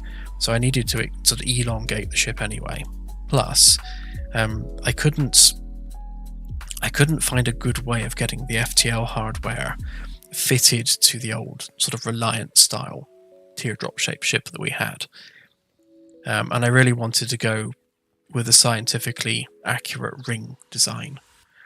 So it's a combination of needing more space and finding a design that looks good with a ring. Because having a ring that's a perfect circle on a ship which is also a perfect circle just looks weird. It just doesn't look natural at all. So a ring of this size really needs the hull to be double the height of the ring, just so it doesn't look like it's overwhelming.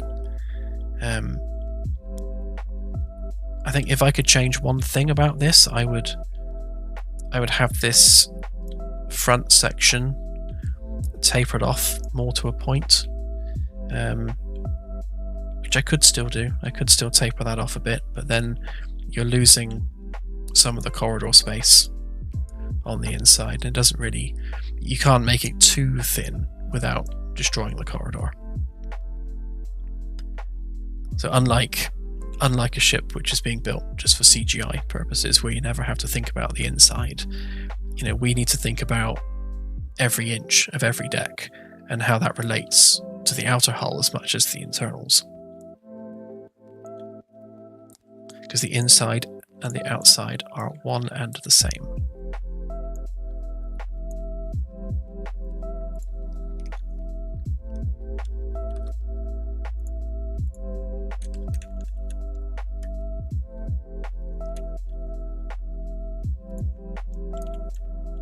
Kind of as this shows, really, because that's the outer hull, minus the hull plating, but at the same time it's also the top of the insides.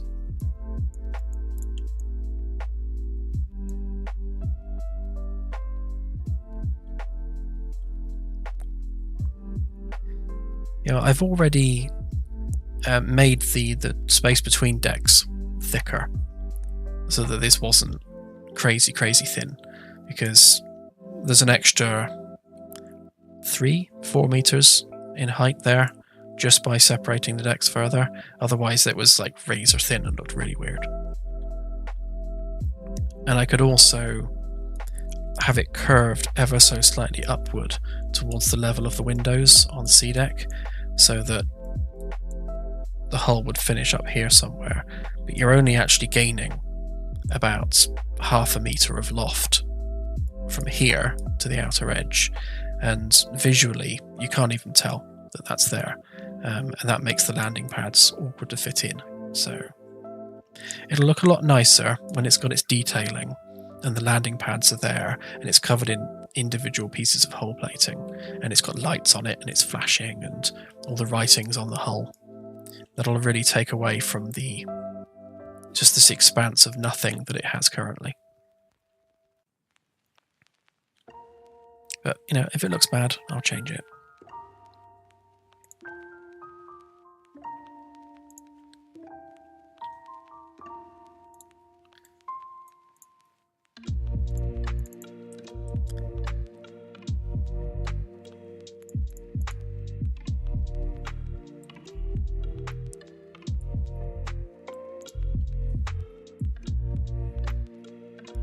So that's that one done. So I get rid of these bits a sec.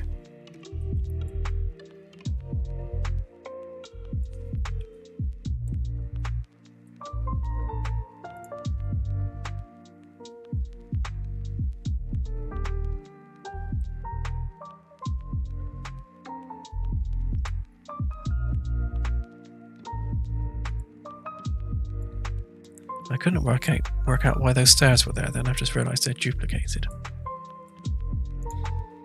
I think these are... yeah, these are separate objects now, so I can actually fix that. So... no. So you don't go there.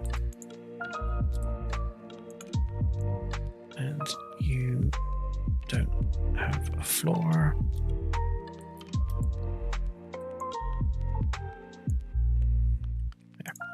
Yep.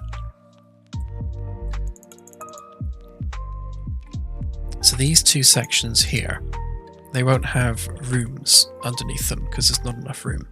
But what I am going to do is put some ceiling windows, because underneath this is going to be kind of like a mall almost. So you're going to have stairs at each end, the balconies along the sides, some planters and some seating, and then all of the bigger sections, like so this section here is going to be sick bay, which will be spread over 2 floors. Probably going to have surgery and wards upstairs and more consultancy downstairs. So things like the dentist office will be downstairs somewhere.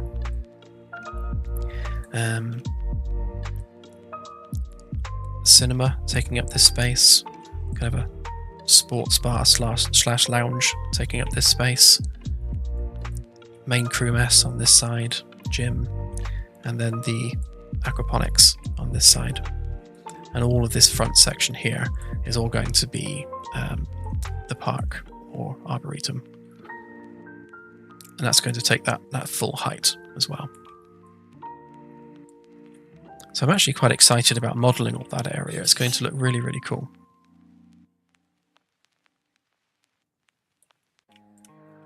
Want it to have a real sort of open, airy feeling with lots of windows and lots of light shining in, when you're near a star. It's stark contrast from the sort of tight and twisty section where all the crew quarters are. Kind of open up into this big open space, which should look, I hope, really, really cool.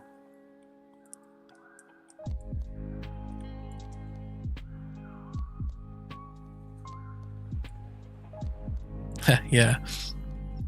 It's one of those things, though, where you have to put things somewhere. And I had there's like bit of space here, which was kind of going to waste. Now that's really the sort of the ideal area for the weapons room. It's out of the way of the main thoroughfare through what is the, I guess you could call the city centre. So it's right at the edge. It's got a separate access route. It's technically next to what is the engineering space. And it has to go somewhere.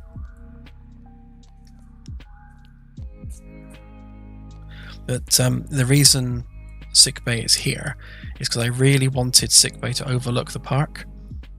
I just love the notion of recovering patients having windows that overlook parkland. They can see trees and flowers outside of their window, which will really aid in that sort of emotional recovery as much as their physical recovery. But yeah, at the same time, they will also have guns next to them. It's just the way it is.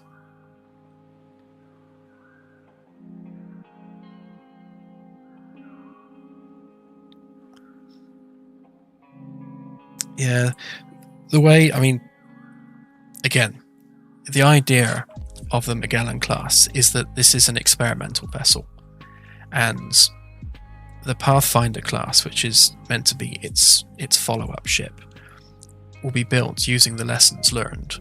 So things like having guns next to sickbay, if that proves to be an issue, so if the weapons are constantly being targeted and sickbay is constantly being damaged, that's something that they'd learn from and then improve that on the next ship. Because right now we have all the crew quarters in the middle, in the most protected space. Perhaps it would be better to have them the other way round, so the city centre is in the middle and the crew quarters are on the outside.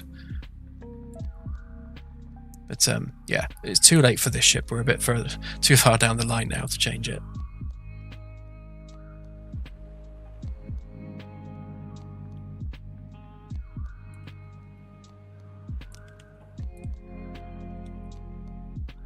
Okay, so next up is this one.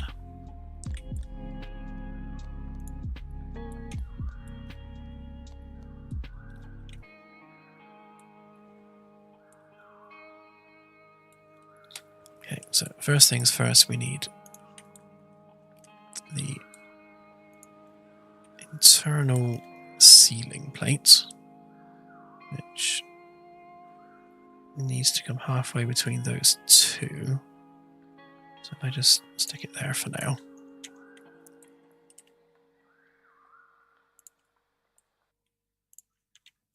So that needs to go across there.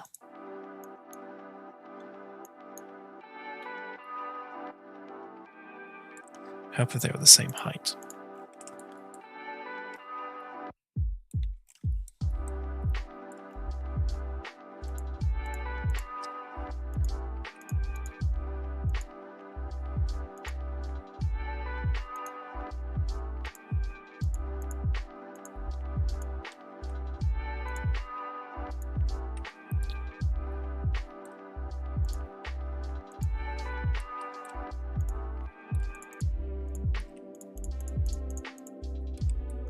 I need the edge from these pieces, so what I'll do is I'll copy them, explode them, make a group, get rid of that bit.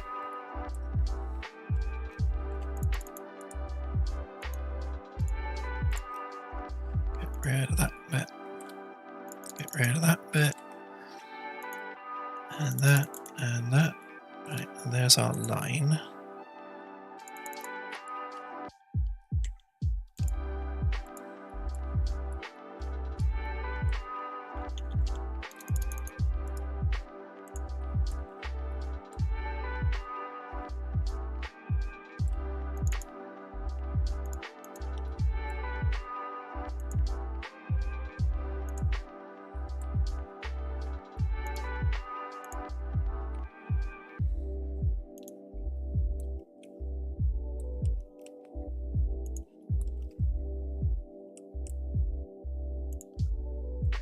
Just extend that across.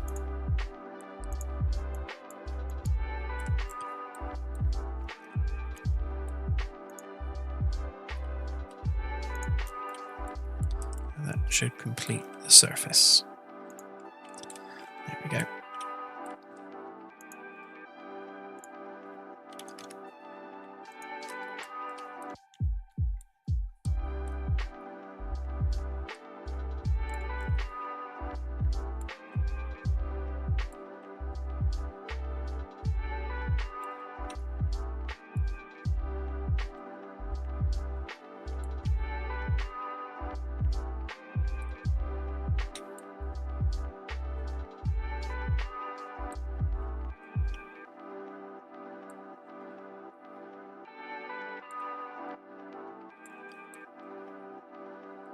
I think I'll mostly just copy the other pieces for this.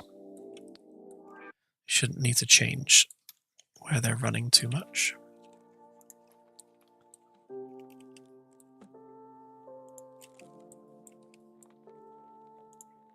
I could have just copied that end, to be honest, but oh well.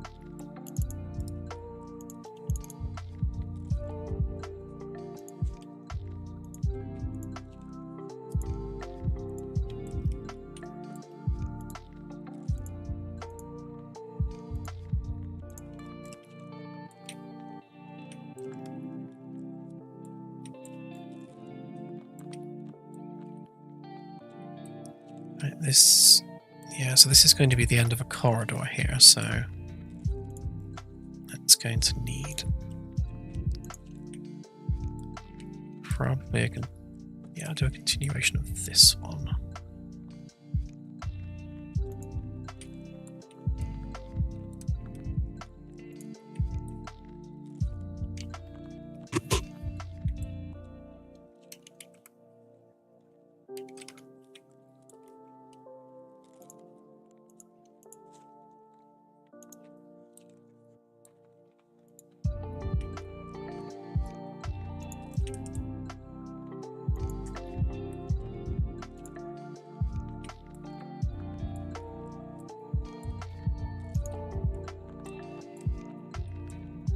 As long as that's at least 50 away from there, we are good. 72.5, perfect.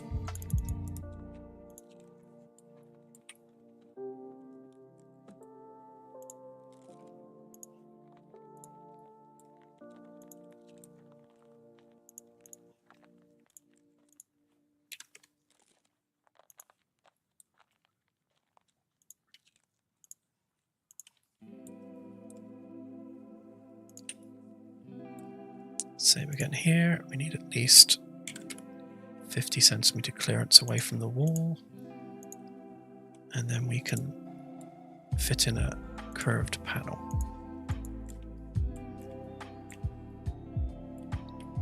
That's it, so we'll have a curved panel in there, straight one at the end, and then straight ones across there.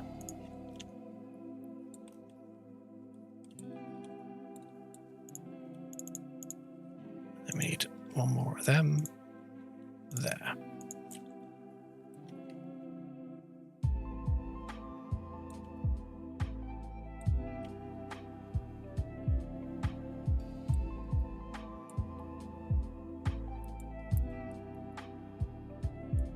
to be honest, actually, we could also do...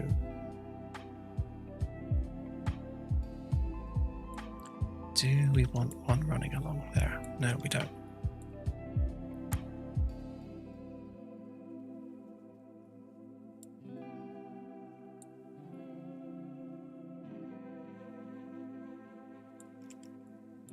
Yeah, I think with this one, I'll just have that go all the way to the top there, and keep the supports just for these horizontal ones.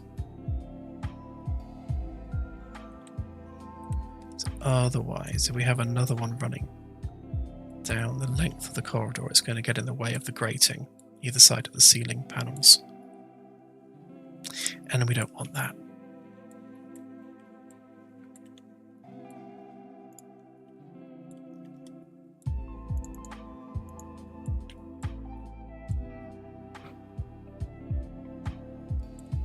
Okay, so technically, this should run the same as the other one in terms of its separation.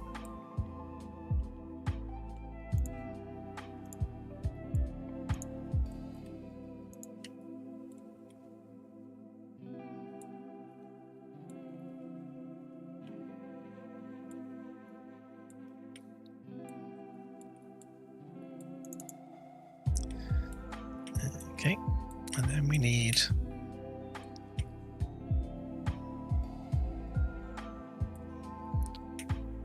the internal ceiling support as well.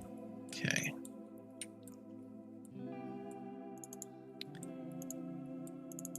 So what I'll do is I'll take that one, bring that in by 40. That gives us our internal wall.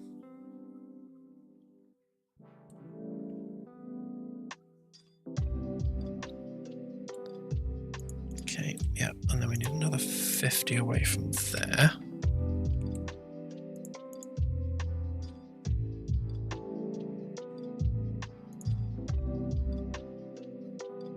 Actually, no, it wouldn't be 50, would it?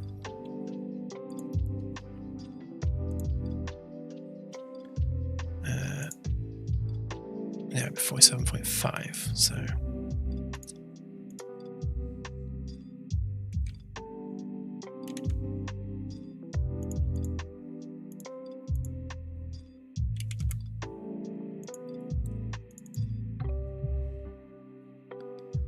So I copy that.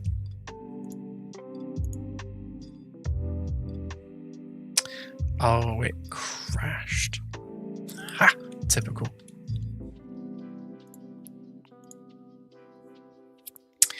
Well, to be honest, that's probably a good place to end the stream, because it's now coming up to 10:30 and I have to go and pick up my son from work. So I will end it there with that momentous crash of SketchUp. Thank you, SketchUp. It's very nice of you. And I will arrange the next stream.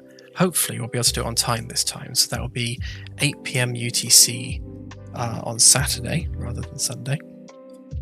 And where hopefully I'll have a lot more of the framework finished this week.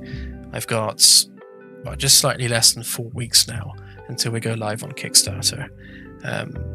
So I need to get all of the CDEC framework finished.